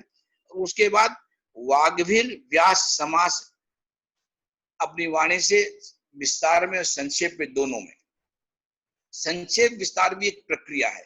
कई बार क्या होता है, टीचर पढ़ाता रहता है और इतने विस्तार पढ़ाता जा रहा है कि विषय कब आएगा पता ही नहीं लगता, विद्यार्थी बैठे घूमने लगता है, जमाई लेने लगता है कि विषय तो आ ही नहीं रहे। वो उसकी प्रस्तावना है, उसका इंट्रोडक्शन इतना लंबा चल रहा है, विषय आ ही नहीं पाता है, और पीरियड पूरा हो जाता है, धीरे वर्ष भी पूरा हो जाता है, और विषय तो आती नहीं आती। इतना व्यास भी नहीं होना चाहिए और इतना समास भी, संक्षेप भी नहीं होना चाहिए कि विषय का ज्ञान ही नहीं हो। इसलिए का विषय की महत्ता की, नीड, इंपॉर्टेंस के अकॉर्डिंगली उसकी विषय का विवेचन, वाग्भिर व्यास समास। और उस व्यास समास के लिए उदाहरण बताए पंचावय वाक्य, जो हमारी टीचिंग मेथोडोलॉजी भी है, हमारी रिसर्च मेथोडोलॉजी भी है, हमारी लर्निंग मेथोडोलॉजी भी है। इसलिए यहीं पर जो वाक्यार्थशः पढ़ाना है वो पंचावय वाक्यों का आधार लेकर के वहां बताया प्रतिज्ञा, हेतु, उदाहरण और उपनय और निगमन। हेतु, उदाहरण, उपनय, निगमना युक्ता भी त्रिविध शिष्य बुद्धि अभिरुच्यमानम। वो तीव्र जो मंद बुद्धि, सामान्य बुद्धि और तीक्ष्ण बुद्धि, तीन प्रकार के शिष्य हैं, उन तीनों प्रकार के शिष्यों को समझने में सहायक हो सके, ऐसी व्यवस्था करके पढ़ाने की प्रक्रिया एक शिष्य प्रोफेसर करे, रीडर करे, वो अनुकूल आए। तो इसको हमने कहा वाक्यार्थशः भवत्युक्तम। और अभिरुचि भी विद्यार्थी की बढ़े, रुचिकर उसको लगे, इस दृष्टि से एक एसोसिएट प्रोफेसर को पढ़ाना और समझाना चाहिए। तो वाक्यशः, वाक्यार्थशः, वाक्य को पढ़ाए, यथा जैसा वाक्य था उसका अर्थ, वाक्यार्थशः वाक्य के अर्थ में गए, उसकी डीप मीनिंग गए, डीप मीनिंग में जाकर के उसके और डिफरेंट मीनिंग, उन सबसे जाकर के विषय को समझाने का प्रयत्न किया। वह एक एसोसिएट प्रोफेसर है, रीडर का काम है। इसके बाद आता प्रोफेसर, तो वहां उसके लिए बता तंत्र नियता नाम अर्थ दुर्गाणाम युक्तिभिर विभावनैर भवत्या अर्थाव्यवसा भवत्युक्तम। जहां पर कुछ तंत्र युक्तियों को लगाना है, जहां कुछ विषयों का कुछ जो है उसमें व्याख्या में, कल्पना में या अर्थाश्रयों में, ये जो 3-4 तंत्र युक्तियां, ये जो हमारे शास्त्राबोधक वृत्तियां बताई गई, इनका प्रयोग करने की क्षमता प्रोफेसर में होती है। लेक्चरर रीडर की व्यवस्था नहीं कर पाते। इसे जो नियत तंत्र दुर्ग है, जहाँ तंत्रों के अर्थ का, शास्त्रों के अर्थ का क्लियरेंस नहीं हो रहा है, कुछ जो है इंगित है, कुछ लुप्त हैं, कुछ है अनुक्त हैं, ऐसे सारे विषयों को विषय बने हैं, उन विषयों को लिखा के ढूंढ कर लिंक बना के लाना एक काम है प्रोफेसर का। हम बार बार कहते हैं professor is that who can profess his knowledge, who can profess his knowledge on this subject. कई बार हमारे टीचर हमको पढ़ाते थे, विशेषकर हमको याद आता है प्रोफेसर विजय ठाकर का, जब पढ़ाते थे चिकपाणी कम्युनिटी और उन्होंने पढ़ाया, उसके बाद हम कहते थे सर ये तो आप पढ़ा दिया, तो हम नहीं पढ़ा, हम चाहते हैं you give your opinion on this subject, आप अपने विषय बताए, आपने इससे क्या समझा, हम आपका एक्सपीरियंस जानना चाहते हैं। तो अक्सर वो तो उदाहरण देते थे, भाई मैं चक्रपाणी से अधिक विद्वान नहीं हूँ, मैं इससे अधिक नहीं जानता हूँ। अरे जानने वाली बात तो कोई नहीं, जानने वाला तो हमसे भी अधिक हमारा विद्यार्थी जान सकता है, ऐसी बात नहीं नहीं जानते, लेकिन प्रयत्न तो करके लाना चाहिए। कुछ something is to be added by the professor on the basis of the knowledge gained and experience gained on the subject. वो आपने कुछ एक्सपीरियंस को, प्रैक्टिकल्स को कुछ उदाहरणों से ला करके भी दे। ऐसा नहीं कर सकता है, मैं कई बार कहा करता एक ही विषय आप मुझे पढ़ाने दीजिए, मैं अंडर ग्रेड पढ़ा दूंगा, पोस्ट ग्रेड पढ़ा दूंगा, पीएचडी में पढ़ा दूंगा, और डिफरेंट लेवल का होगा। वही सब्जेक्ट मैं 10 दिन पढ़ा सकता हूँ, रोज डिफरेंट पढ़ाऊंगा, तो कुछ कुछ तो डिफरेंस आप ला ही सकते हैं अपनी टीचिंग, यही टीचिंग स्किल है। एक विषय को आप कितने ढंग से प्रस्तुत कर सकते हो, क्या पढ़ा सकते हो, जरूर एक उदाहरण से आप एक समग्र दूसरा उदाहरण ला सकते हो, अनेक प्रयोग हो सकते हो। और इसी के लिए कहा गया, जो बताया गया ना, ग्रंथ के तंत्र के अर्थ दुर्ग, इसलिए इसके लिए वात्स्यायन ने एक बात कही है, न शास्त्रम इति एतावत, कि शास्त्रों की इयत्ता नहीं है और न इतिवत्ता है। न शास्त्रम इति, शास्त्रों की इति नहीं है, इति कहते हैं समाप्ति को, कभी समाप्त नहीं होता, शास्त्र ज्ञान कभी समाप्त नहीं होता, उस ज्ञान को और भी और बढ़ाया जाए, विस्तृत किया जा सकता, समझा। न एतावत, एतावत्ता ऐसा ही है ऐसा नहीं, उससे अतिरिक्त भी शास्त्र है। न शास्त्रम इति एतावत प्रयोगे कारणम भवेत्, ये आपके प्रयोग पर निर्भर करता है कि उसका प्रयोग आप किस तरह से करते हो। ज्ञान के शास्त्रों के प्रयोग, एक ही विषय के का प्रयोग अनेक ढंग से हो सकता है। जैसे एक संजीवनी शास्त्र नाम की पुस्तक जयपुर से पब्लिश्ड है, अश्विनी भवन आयुर्वेद से, तो वो कहते थे उन्होंने संजीवनी के एक शास्त्र प्रयोग किए अनेक रोगों में, अधिकतर रोगों में के अनुपान भेद से संजीवनी के एक शास्त्र प्रयोग दिक्कत थी। वो बड़ा एक्सपीरियंस्ड काम है, आप देखेंगे तो वो एक्सपीरियंस आज भी आपको सही सत्य साबित मिलेगा। ऐसी आवश्यकता है कि हम उन चीजों को बढ़ा चढ़ा करके अपने उदाहरणों से ले जा सकते हैं। इसलिए प्रयोग एक कारण भवित, आप प्रयोग कैसे कर सकते हो। ये सामान्य आरोग्यवर्धन में रोजगार की है, पर पांडु में भी काम करती है, कामला में भी काम करती है। इस दृष्टि से विषय को लाने के लिए एक रोगों में भी काम करती है। ये एक ही औषध अनेक रूपों में जाकर काम कर सकती है। एक सामान्य उदाहरण आप देखिए, आज की बात, एक विशेषता थी, अधिकार की बात ही थी। हम आयुर्वेद के लोग अपना विचार नहीं गए, आचार्य रामदेव ने कह दिया कि अश्वगंधा के मूल आप ब्रह्मण के प्रयोग करते हो, वेट प्राणी के पत्ते का प्रयोग कर दे तो वेट लॉस हो जाता है। कितने दोस्त पत्ते का प्रयोग आप क्यों नहीं कर रहे थे, हम क्यों नहीं कर रहे थे, और लोगों ने प्रयोग करना शुरू, लोग कहते हमको रिजल्ट मिल रहे हैं। तो आवश्यकता ये भी है ज्ञान को जानने करने के लिए, जो औषधियां हमको पढ़ाई गई बताई गई, उन औषधियों में जहाँ मूल का प्रयोग वहां पत्ते का प्रयोग करके भी देखें, बीज के प्रयोग, उनके पंचांगों के अलग अलग कार्य पंचांगों में है, उन पंचांगों के अलग अलग कार्य का भी विश्लेषण हम करके देखें। हम क्यों नहीं ज्ञान को बढ़ाना चाहते, हम ज्ञान को बढ़ाना ही नहीं चाहते, उसमें विचार ही नहीं करना, जो जैसा लिया उसको। यही आचार्य ने कहा था कि जो यथावत शास्त्र को प्रयोग कर लेते वो मंद बुद्धि, मंद बुद्धियों के लिए जैसा दिया ऐसा ही जरूरत कर प्रयोग कर ले। और कहा जो थोड़ा कुशाग्र वाले हैं वो थोड़ा और अधिक प्रयोग करके करते, और जो प्रखर बुद्धि वाले इससे नया ही कुछ लाएंगे और कुछ ढूंढ के इसको ऐड कर सकते हैं। तो न तो हमने शास्त्रों का पुनरुद्धार किया, उनको और बढ़ाया विस्तार किया, जो था उसको कम के उसको भी समझ नहीं पाए। ये जरूरी है, इसलिए यही काम जो था अर्थावयव काम था, हम उसके विषयों को अर्थों को और अधिक बढ़ाए प्रोफेसर करें। एक काम एक प्रोफेसर को हो सकता है जिसे करना चाहिए, तो अर्थ दुर्गों का प्रयोग करके और उनका प्रयोग करके स्पष्ट प्रयोग करके लाए, उदाहरण देकर के समझाए। फिर विषयों का विवरण बार एक क्रमशः, ये बात जो भी हम कर रहे हैं, पहले टीचर की बात कर चुके हैं, टाट को हमने कह दिया गुण अध्ययन की, उसमें ये करने से होनी चाहिए। ये टीचिंग की बात है, टीचिंग कैसे होनी चाहिए। अभी पाठ्यक्रम की बात हम लास्ट में ले आएंगे, जो टेक्स्ट है उसकी बात बाद में लाएंगे। लेकिन फिर भी पाठ्यक्रम में भी एक विशेषता होनी चाहिए, विषयों की इंपॉर्टेंस निश्चित करके उसके अकॉर्डिंगली एक एक विषय को लाना चाहिए। उन विषयों को हम अलग नेग्लेक्ट कर जाते हैं। ऐसा शास्त्र को पढ़ने का ढंग, जैसे एक समान उदाहरण आपको बता रहे हैं, आतुर परीक्षा 10वीं होती है, या आप सब हम वर्षों पढ़ते आ रहे हैं, जब हमें भी 70 से हम आयुर्वेद में है, आज जो है 50 वर्ष पूरे हो रहे हैं, तो हम तब से देख रहे हैं बराबर की एक कुछ भी नई चीज बिना सोचते कि नहीं आ रही। 10वीं परीक्षा है, एक फैशन बन गया है, हर जो भी रिसर्च में लीजिए तो आप हॉस्पिटल में लीजिए तो 10वीं परीक्षा लोकल, पर क्या 10वीं परीक्षा का उस विद्यार्थी को उसका उपयोग नहीं बताया जाता, उस उपयोग के प्रति उसको जागृत नहीं किया जाता। क्यों थी पर 10वीं परीक्षा थी, दो से आतुर देह बल प्रमाण ज्ञानार्थ हेतु हुआ, हमें उससे आधार जानना था आतुर के देह का बल क्या है, अग्नि का बल क्या है, सत्व बल क्या है, और आयु का प्रमाण क्या, उसके आधार उसकी आयु जो है, बाकी ऐसी दीर्घायु है कि जो है अल्पायु है क्या, उसका ज्ञान करना, और दोष बल जानना। और देह बल और दोष बल के आधार पर, इसी 10वीं परीक्षा के आधार पर औषध की मात्रा का निर्धारण करते थे। औषध की मात्रा हम कहाँ निर्धारण करते हैं, जो शास्त्र वहां लिखी 1 से 4 ग्राम है, वो अरे भाई क्या सभी के लिए हो सकती, जो वहां क्या जो है उसे न मात्रा या मर्यादा, मात्रा की मर्यादा नहीं है, जो देश काल बलम मात्रा या नात्यवस्थानम देश काल बलम प्रति, किसी भी औषध की मात्रा निश्चित नहीं है, वह देश काल और बल के आधार पर उसकी मात्रा निश्चित करनी चाहिए। देश काल और बल क्या है, देश है आपका आतुर देश, उसके बल को देखिए, व्याधि के बल को देखिए, और उसके आधार पर औषध बल का निर्धारण करिए। हमने एक पीएचडी काम कराया, इसके आधार पर आतुर बल का परीक्षण किया, दोष बल का परीक्षण किया और उसके आधार पर मात्रा कैलकुलेशन के औसत मात्रा दी, परफेक्टली औसत ने रिजल्ट दिए। और यदि इसको गलत कर दिया, प्रवर बल वाले को मध्यम मात्रा दी, मध्य बल वाले को प्रवर मात्रा दी, अवर मात्रा दी, तो रिजल्ट नहीं मिलते। आवश्यकता थी 10वीं परीक्षा की। 10वीं परीक्षा के आधार पर हम आतुर बल, दोष बल और औसत बल का निर्धारण करते। पर यह क्या कोई करता है? कोई नहीं देखता, इसका उपयोग ही नहीं होता है। और चिकित्सा में पहले आतुर 10वीं परीक्षा हो जाती है, चिकित्सा के बाद कोई 10वीं परीक्षा करके नहीं देखता कि इसमें कोई अंतर है कि नहीं है, कोई लेना देना नहीं।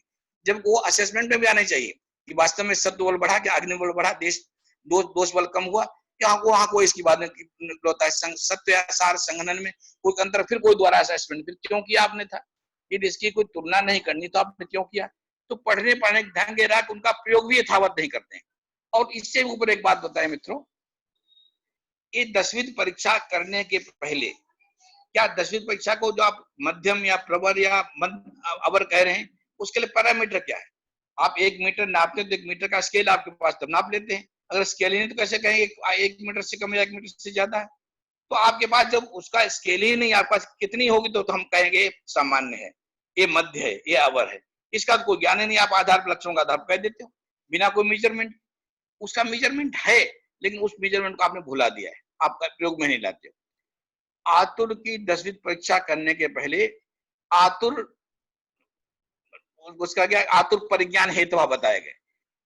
14 आतुर परिज्ञान हेतुवा बताए गए, 14 ऐसे मापदंड बताए गए जिनसे आप आतुर को पहले जानिए।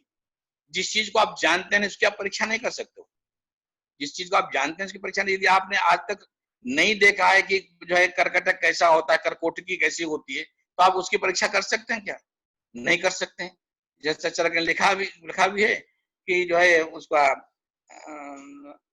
कि भी अनुपदिष्टम प्रत्यक्षानुमानाभ्याम परीक्षमाणो विद्यात्, कि जो अनुपदिष्ट है, जिसका ज्ञान नहीं है, उसकी आप प्रत्यक्ष अनुमान से परीक्षा कर सकते हैं? नहीं कर सकते।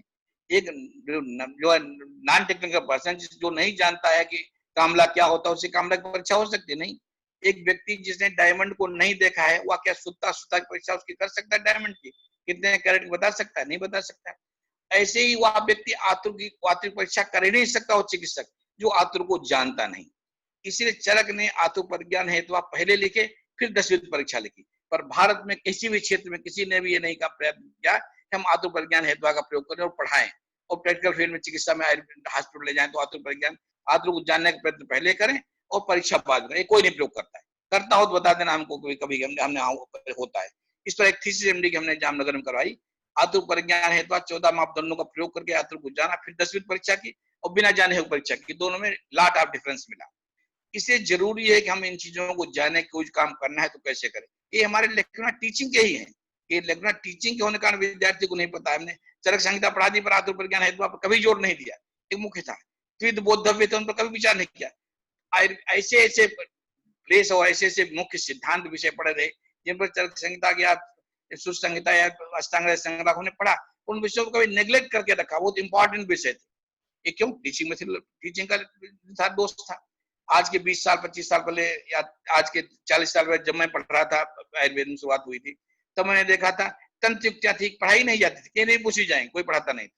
ताक्षिल्य कोई पढ़ा नहीं जाता, क्यों नहीं पढ़ा? कुछ जान। अब ये जाकर जो सबसे पहले हम 95 में हमने तंत्र युक्तों का कार्य कराया और का प्रयोग मिलाया, तब से शुरुआत हुई, लोगों ने तंत्र युक्त प्रयोग करना शुरू किया। फिर कुछ जो सेमिनार सीएमई होने लगे, इनमें लोगों ने तंत्र युक्त बोलना शुरू किया, तब एक विषय आया क्लियर, फिर को सम्मिलित किया। तब बहुत सारे इंपॉर्टेंट विषय थे, उनको अनइम्पॉर्टेंट करके शास्त्र में छोड़ दिया गया, टीचिंग नहीं की गई। और टीचिंग नहीं की गई इसलिए इसको लोग जानते नहीं, प्रयोग में भी नहीं आया। इन चीजों विषयों को जानना एक आवश्यक प्रक्रिया थी जो छूट रही थी। इसलिए उन विषय इंपॉर्टेंट विषयों को भी लाना चाहिए, लखना रह जाता है तो नहीं होता।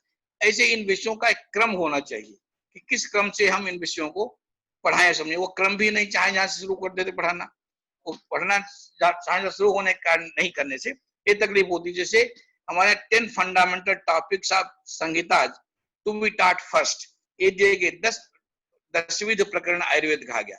उस 10वीं प्रकरण आयुर्वेद की कहीं जिक्र ही नहीं होती पठन पाठन में। संहिताएं पढ़ जाती हैं, सारे विषय आयुर्वेद पढ़ाए जा रहे हैं, 12-14 विषय पढ़ा दिए जाते हैं, पर फिर भी कहीं पर कोई नहीं आता है कि वो 10वीं प्रकरण आयुर्वेद कौन है जो मुख्य पढ़ने चाहिए, उन पर कभी याद नहीं जाता है। चरक ने लिया सूत्र 30 में उनको लिया, शरीर वृत्ति हेतु व्याधि कर्म कार्य काल कर्तिकरण विधि विनिश्चया 10 प्रकरण तानि च प्रकरणानि केवलेनोपदेक्ष्यन्ते तंत्रेण। ये तंत्र में ही केवल बताया गया, वो तंत्र को बताया गया तो बताया गया इसलिए कि इसको लोग पढ़े समझे जाने कि शरीर क्या है। का तत्व शरीर नाम पंच महाभूत विकार समुदायात्मकम समयोगवाही च। ये जानना समुदायात्मकम अवयवादि भेदात बहु प्रकार। ये करके इनको जानना चाहिए कि पंचमहाभूतों कैसे सन्निवेश, पंचमहाभूतों कैसे बायो ट्रांसफॉर्मेशन हुआ, ये विषय लेकर के करना चाहिए, वो नहीं आ पाता है। तो सब शरीर क्या है ये बताना चाहिए। वृत्ति क्या है, वृत्ति से आहारो असित भेदात भिन्नान्ना, अन्य के प्रकार आहार के प्रकार बताया गया वृत्ति आहार। हेतु, तो हेतु में पंचविध हेतु बताया गया, वृत्ति हेतु सात असाध्य विन्यास योग प्रज्ञा प्राप्त परिणाम हेतु लक्षण, ये सब हेतु बताए गए जो व्याधि विनिश्चय के भी हेतु हैं और रोग विनिश्चय के भी हेतु, इनको जानना चाहिए था। इनको कभी नहीं व्याधि, व्याधि से धातु वैषम्य रूपा, ये व्याधि रोग बताते ना धातुओं का, किन धातुओं को वैषम्य हुआ है, किन दोषों को वैषम्य हुआ है, कितना हुआ है, इस पर विचार ही नहीं होता। तो कैसे एक अच्छा चिकित्सक हमारा विद्यार्थी बन सकते हैं, हमने उसको पढ़ाया ही नहीं, समझाया नहीं कि धातु वैषम्य को कैसे जाने, दोष वैषम्य को कैसे जाने और उस वैषम्यता का क्या मापदंड है, उसको कोई प्रैक्टिकल पढ़ाया नहीं तो कैसे वहां रोग डायग्नोसिस हो सकता, नहीं हो पाती। कर्म चिकित्सा, चिकित्सा कैसी होनी चाहिए उसको भी क्या भी जाए, जैसे धातु वो बताएगी धातु साम्य हुआ कि नहीं हुआ, धातु साम्य के लक्षण बताएंगे, पर उस पर कोई हमारा डायग्नोसिस होता है, हम सिम्टोमेटिक ट्रीटमेंट छोड़ देते हैं। तो हमारा अध्ययन अध्यापन का विषय ही अधूरा रह जाता है। तो अध्यापन का विषय अधूरा रह गया तो ज्ञान का विषय अधूरा, क्या विद्यार्थी अधूरा ज्ञान कर पाता है। किसी से काल का ज्ञान करना, काल ऋतुवाद क्रिया काल करती कर्ता भेषक, इसका ज्ञान होना चाहिए। कर्ण कर्णम भेषम का ज्ञान, विधि विनिश्चय उनका ज्ञान होना चाहिए। ये सब चीजें जो रह जाती है मुख्य रूप से विषय, उन पर ज्ञान नहीं हो पाता है। उसी तरह से जो पंचावय वाक्य हमारे यहाँ वो भी टीचिंग मेथोडोलॉजी के आधार बताया गया। तो एक विषय को ज्यादा विषय प्रस्तुति में कोई प्रतिज्ञा होती, कोई टीचर जाकर के बात कह सकता है today I will talk this subject, क्यों पढ़ाना है नीड बताएगा, क्या इंपॉर्टेंस वो बताएगा, क्या यूटिलिटी एप्लीकेबिलिटीज वो बताएगा, फिर वो विषय पर जाएगा, वो प्रतिज्ञा बताएगा, प्रतिज्ञा के बाद उसका हेतु बताएगा, ये विषय हम क्यों पढ़ा रहे हैं, उस प्रतिज्ञा का हेतु क्या है, कारण क्या है, इसलिए उसको क्या कि need and utility of the subject वो हेतु बताएगा। फिर उदाहरण देकर एग्जाम्पल्स देगा, एक नहीं दो अनेक देगा। हमारे एग्जाम्पल एक ही चला रहा, केवल एक प्रभुत्व में बंदीमान धूमत पर। अरे भाई ये सारी व्याप्तियां तो हमारे हर रोग में व्याप्तियां हैं, हर रोग उसने लिखा ना वाता देते रुजा नास्ती पिता ते न पाका, कि रुजा कोई भी होती वात सी होती। ये रुजा और वात का संबंध हुआ कि अन्य संबंध हुआ कि नहीं हुआ, और व्यतिरेक संबंध के वाता देते न रुजा व्यतिरेक संबंध होता है। ये ऐसी व्याप्तियां आयुर्वेद में भरी हुई, पर हमारे यहाँ भी पढ़ाने बताते एक ही व्याप्ति पढ़ाई जाती है, दूसरी चिकित्सा में कोई व्याप्ति ऐसा कोई कहता ही नहीं, पढ़ाते बताते ही नहीं। ऐसी स्थिति जब तक ये नहीं बताएंगे तब तक हम विषय को समझा नहीं सकते। इसलिए उदाहरण भी अनेक तरह के होने चाहिए, अनेक उदाहरण उसको बिछा के चिकित्सा के उदाहरण होने चाहिए। उपनय है इंटरप्रिटेशन और एक्सप्लेनेशन विषय का, जो हमने प्रतिज्ञा की उसके हेतु बताए, उसके उदाहरण, उन सबका एक संबंध होना चाहिए, सिद्ध हो सके कि बात सही है। तो तर्क वितर्क वहां पर एक्सप्लेनेशन जो है वह उपनय है, तब कंक्लूजन पर आइए। तो विषय को कंक्लूड करना चाहिए, जिसे हमारे शास्त्रों में हर संहिता अध्याय को बाद में कंक्लूड किया गया, कंक्लूड करके वहां दिया गया कि जो है इसमें लास्ट में दे दिया गया कि जो है तंत्र अर्थाया करके हेतु करके वहां दे दिया, जहां तो अष्टत्रिक बताया गया वहां उदाहरण दिया गया कृष्णातेन भाषितम करके। उपसंहार, हर अध्याय का उपसंहार किया, कंक्लूजन क्या निश्चय दिया गया, वो कंक्लूजन विषय होना चाहिए। हमारा टीचर कंक्लूड करते नहीं, विषय कंक्लूड होना चाहिए, और कहना ये प्रतिज्ञा थी, प्रतिज्ञा हमने सिद्ध किया और इस तरह की और प्रतिज्ञा हो सकती है। तो टीचिंग में इन पंचावय वाक्यों का प्रयोग होना चाहिए, वो जरूरी है। ये न होने के कारण विषय को नहीं हो पाता है। इसी तरह से कुछ सुश्रुत ने मुख्य विषय बताया कि केवल संपूर्ण शास्त्र को बताया कि बीजम चिकित्सित समासेन प्रकृतितम सविंशम अध्याय शतम अस्य व्याख्या भविष्यति। 120 अध्याय में सूत्र संहिता ने कहा कि हमने केवल 4 चिकित्सा के बीज दिए हैं, पुरुष, व्याधि, औषध और क्रियाकाल। सारी संहिता इन 4 में समाहित है। कैसे समाहित, टीचर पढ़ा के बताए, इनको स्पष्ट करके बताए। ये इन विषयों पर बात ही नहीं आती, कोई पढ़ने की बात ही नहीं, तो नहीं हो पाता पढ़ने का।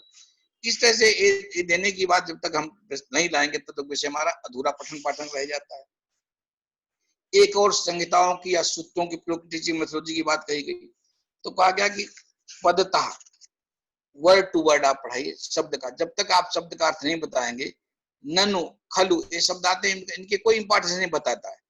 विषय में सूत्र में लिखते हुए पहले से वातस्य पित्तस्य कफस्य अलग 3 बार च क्यों लगाया गया? वाता पित्ता कफस्य त्रयोदशा समाधि लास्ट में एक ही च लगाया गया। एक विद्यार्थी न पूछता है न टीचर बताना चाहता न बताता है, जबकि टीचर की स्किन टीचिंग होनी चाहिए, वो हर वस्तु बताए। यहाँ पर एक वर्ण का भी, जो एक मात्रा का भी कोई दुरुपयोग नहीं है, न अधिक है न कम है। इस शास्त्र की तंत्र की विशेषता होती।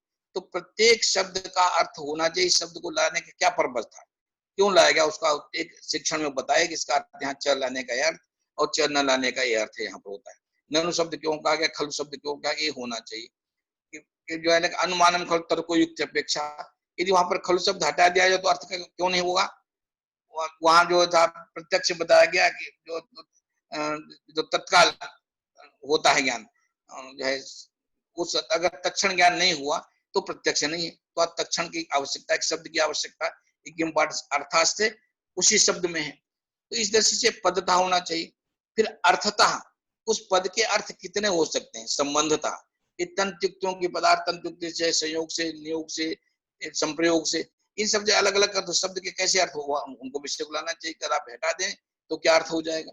नहीं हटेंगे तो जैसे कि सामान्य बात कहेगी, अल्पम अरूक्षम, अल्परूक्षम अरूक्षम सिद्धम। अरूक्ष का अर्थ क्या किया जाए तो कह देते हैं लोग, कहते हैं जो रुक्ष नहीं है। तो रुक्ष नहीं तात्पर्य भेद से जो है उसका अर्थ हो जाएगा अर्थापत्ति से कि रुक्ष सिद्ध हुआ। अरूक्षम यो न रुक्ष तत्सिद्धा, अर्थापत्ति हो जाएगी, पर ऐसा नहीं है। वहां पर अशब्द का अर्थ अल्प है। ये शब्द व्याकरण सम्मत है कि अल्पे अधिके नयवा। अशब्द उपसर्ग जो है वह अल्प का भी अर्थ देता है, अधिक का भी अर्थ देता है, और नहीं का भी, अभाव का भी अर्थ देता है। अभाव तो ये जानना चाहिए कब कहाँ कौन अर्थ होता है। अर्थता भी विषय को पढ़ाना है काम किसका? शिक्षक का है। यदि लाएगा तो शिक्षक की स्किल से टीचर स्टूडेंट भी प्रभावित होगा कि हम इस को अच्छा समझ सके। तो अर्थात फिर क्या प्रयोजनता, कि पर्पज क्या है इस शब्द को लाने का, या इस विषय को पढ़ाने का बताने का प्रयोजन क्या है। अगर प्रयोजन नहीं बताए तो भी बात स्पष्ट नहीं हो रही, विद्यार्थी इसको नहीं ग्रहण कर पाएगा। तो प्रत्येक शब्द का, प्रत्येक पद का, प्रत्येक वाक्य का और रहने वाले प्रत्येक वाक्य के अर्थ का, पद के अर्थ का प्रयोजन भी बताना चाहिए टीचर को। यदि नहीं बता पाता, प्रयोजन नहीं जानता है, तो विद्यार्थी स्पष्ट उसमें नहीं समझ पाएगा। फिर लिखा है कि चोद्यता, यहाँ दिया उसका doubts with question and objections. ये शब्द होना चाहिए। जब तक विद्यार्थी के ऊपर कोई मौका न मिले वो अपना क्वेश्चन आंसर कर सके, कोई अपना संशय वस्त कर सके, उसका एक पठन कहीं प्रक्रिया, उसमें विद्यार्थी को समय भी देना चाहिए। कोई शंका रह गई तो पूछिए, कोई आपको डाउट है तो पूछिए, कोई आपको ऑब्जेक्शन है कि ऐसा नहीं हो सकता है तो आप पूछिए। तो क्वेश्चन आंसर का मौका अगर वो नहीं तो अध्ययन का, अध्यापन की प्रक्रिया पूरी नहीं होती। टीचर आया और उसने अपना लेक्चर दिया और लेकर क्लास से निकल गया, पूछा तो बाद में बताएंगे, नहीं हो सकता। टीचिंग का पर्पज नहीं है। जरूरी है कि वहाँ उसका डाउट्स क्लियर हो, क्वेश्चन आंसर हो उस विषय पर, तब तक उसको होना चाहिए। इसलिए उसके लिए अलग दिया चोद्यता। फिर दिखा परिहारता। परिहारता की जो क्वेश्चंस, डाउट जो आए, ऑब्जेक्शंस आए, उनका क्लैरिफिकेशन किया जाए। अगर क्लैरिफिकेशन आए भी क्वेश्चन, क्लैरिफिकेशन नहीं हुआ, कई बार हमें याद आता है टीचिंग में टीचर कहते हैं भाई कुछ भी पढ़ाया या नहीं पढ़ाया, कोई क्वेश्चन है, पढ़ाए नहीं क्या क्वेश्चन होंगे। पढ़ाने के बाद कोई क्वेश्चन विद्यार्थी कर दिया, हाँ क्या नाम तुम्हारा? ये नाम, बहुत अच्छा क्वेश्चन, बहुत अच्छा क्वेश्चन, देखिए ऐसा क्वेश्चन होना चाहिए, टीचर बोल रहा है। उसके बाद कहता है लेकिन बेटे ये पोस्ट ग्रेड लेवल का है, तुम्हारा नहीं, इसका उत्तर तुम्हें नहीं चाहिए, बैठ जाओ, नहीं आंसर दिया। या पोस्ट ग्रेड पढ़ाए, देखिए देखिए ये विषय अभी यहाँ इंपॉर्टेंट नहीं, इसको कभी फिर डिस्कस करेंगे। क्वेश्चन बहुत अच्छा है, इस बात का अच्छा है कि आपने क्लियर नहीं किया, परिहार नहीं किया। आवश्यकता है कि टीचर का ये भी कर्तव्य वहीं पर क्वेश्चन विद्यार्थी आए तो उसका परिहार भी करे, समाधान में करे, क्लेरिफिकेशन में दे। फिर दिखा संबंधता, रिलेशन विद देम, हर सब्जेक्ट को बार बार लिंक करता जाए, जोड़ता जाए। हमारे यहाँ लिंकिंग नहीं है, शब्दों का संबंध बताया नहीं जाता है। कभी कोई नहीं बताता ये सिद्धांत यहाँ लागू होता है। जैसे सारा पदार्थ ज्ञान पढ़ाने के बाद कभी चिकित्सा में कोई द्वारा याद नहीं दिखाता है, व्याधि विनिश्चय में कभी कोई उदाहरण नहीं देता कि एक कारण था, उस कारण का कार्यता परिवर्तन नहीं हुआ, इस कारण से, इस निदान से इस दोष का प्रकोप होकर के ये व्याधि में लक्षण पैदा हुआ। ये दोष लक्षण है और संबंधा की बात व्याधि में टीचर पढ़ाते ही नहीं पढ़ाता, विद्यार्थी कैसे जाने, उसको सपना आएगा क्या? ये सब ये संबंधता भी व्याख्यान होना चाहिए, टीचर की टीचिंग होनी चाहिए। वो आप प्रत्येक आने वाले विषय का संबंधी पूर्वापर संबंध भी बताए। जैसे चरक संहिता है, सूत्र संहिता है, लेकिन उनमें पूर्वापर संबंध सर्वत्र दिया गया। इस विषय के बाद ये विषय कौन ला रहे हैं? ये पूर्वापर संबंध क्लियरिफिकेशन होना चाहिए, जो नहीं होता है। फिर क्या? अविधेयता, कि subject matter to be described. फिर ये संबंध बताने का पूरे सब्जेक्ट मैटर को एक बार फिर कंक्लूड करना चाहिए, सारे संबंधों को बताते हुए, क्वेश्चन के आंसर को बताते हुए, उनका समाधान करते हुए, उनका प्रयोजन बताते हुए, उनका अर्थभेद बताते हुए और सब बताते हुए। फिर एक लास्ट में दिया संबंधता का अर्थ और लिया, संबंधता उपायोपेय लक्षण, उपाय साधन, ये साधन क्या है, इस साधन से इस विषय को हम समझ सकते, उन साधनों को भी लाना चाहिए और उन साधनों से साध्य क्या है, उस साध्य को कि हम what we want to prove it, why to prove it, how to prove it, what to prove it, ये बताया गया उपायोपेय, संबंध निश्चित करके दें। और फिर अविधेय, अविधेय हमारा क्या है, हेतु लिंगोशर स्कंध अविधेयम, कि उनको हेतुओं को बताएं, लक्षणों को बताएं और उपायों को बताएं, चिकित्सा बताएं। ये त्रिसूत्र आयुर्वेद का इंटरप्रिटेशन भी करके दें। ये चीजें विषय को जो थी ये नहीं आ पाती तो प्रयोग नहीं हो पाता है।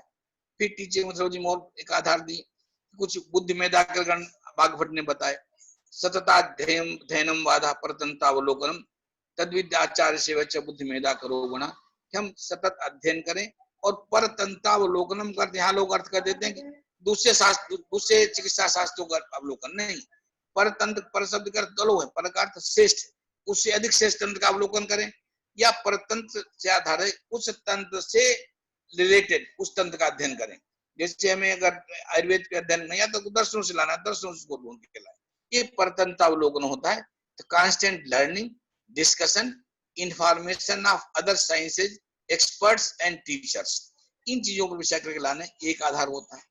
फिर एक और शास्त्र की बात जो पढ़ते पढ़ाते आ रहे हैं, लास्ट में हम करना चाहेंगे, टाइम भी हो रहा है, शायद लोग जो है अरुचि न हो जाए विषय की, ये भी जानना जरूरी है। क्रिया कालम नहा पे, कोई भी कार्य क्रिया या क्रिया समय का ध्यान रखे, उसके समय के बाद नहीं, not action should not be beyond the time, उसको ध्यान रखते हैं। थोड़ा कंक्लूड करें इसको, लास्ट में हम बात करें जो शास्त्राबोधक वृत्तियां, उनका प्रयोग भी करना, तंत्युक्ति, व्याख्या, कल्पना और अर्थाश्रयों का है प्रयोग करना।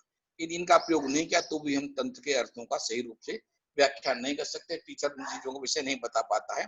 एक सामान्य बताएगी, व्यक्ता नोक्ता स्वीय अर्थ, कुछ व्यक्त अर्थ हैं, कुछ अनुक्त अर्थ हैं, कुछ लेशोक्त हैं, कुछ गूढ़ार्थ हैं, कुछ इंगितार्थ हैं। ये सारे अर्थों को विषय को शब्दार्थ तो टीचर कर देता है पर गूढ़ार्थ नहीं बता सकता है, अनुक्त अर्थ को नहीं बताता है, लेशोक्त को नहीं बताता है।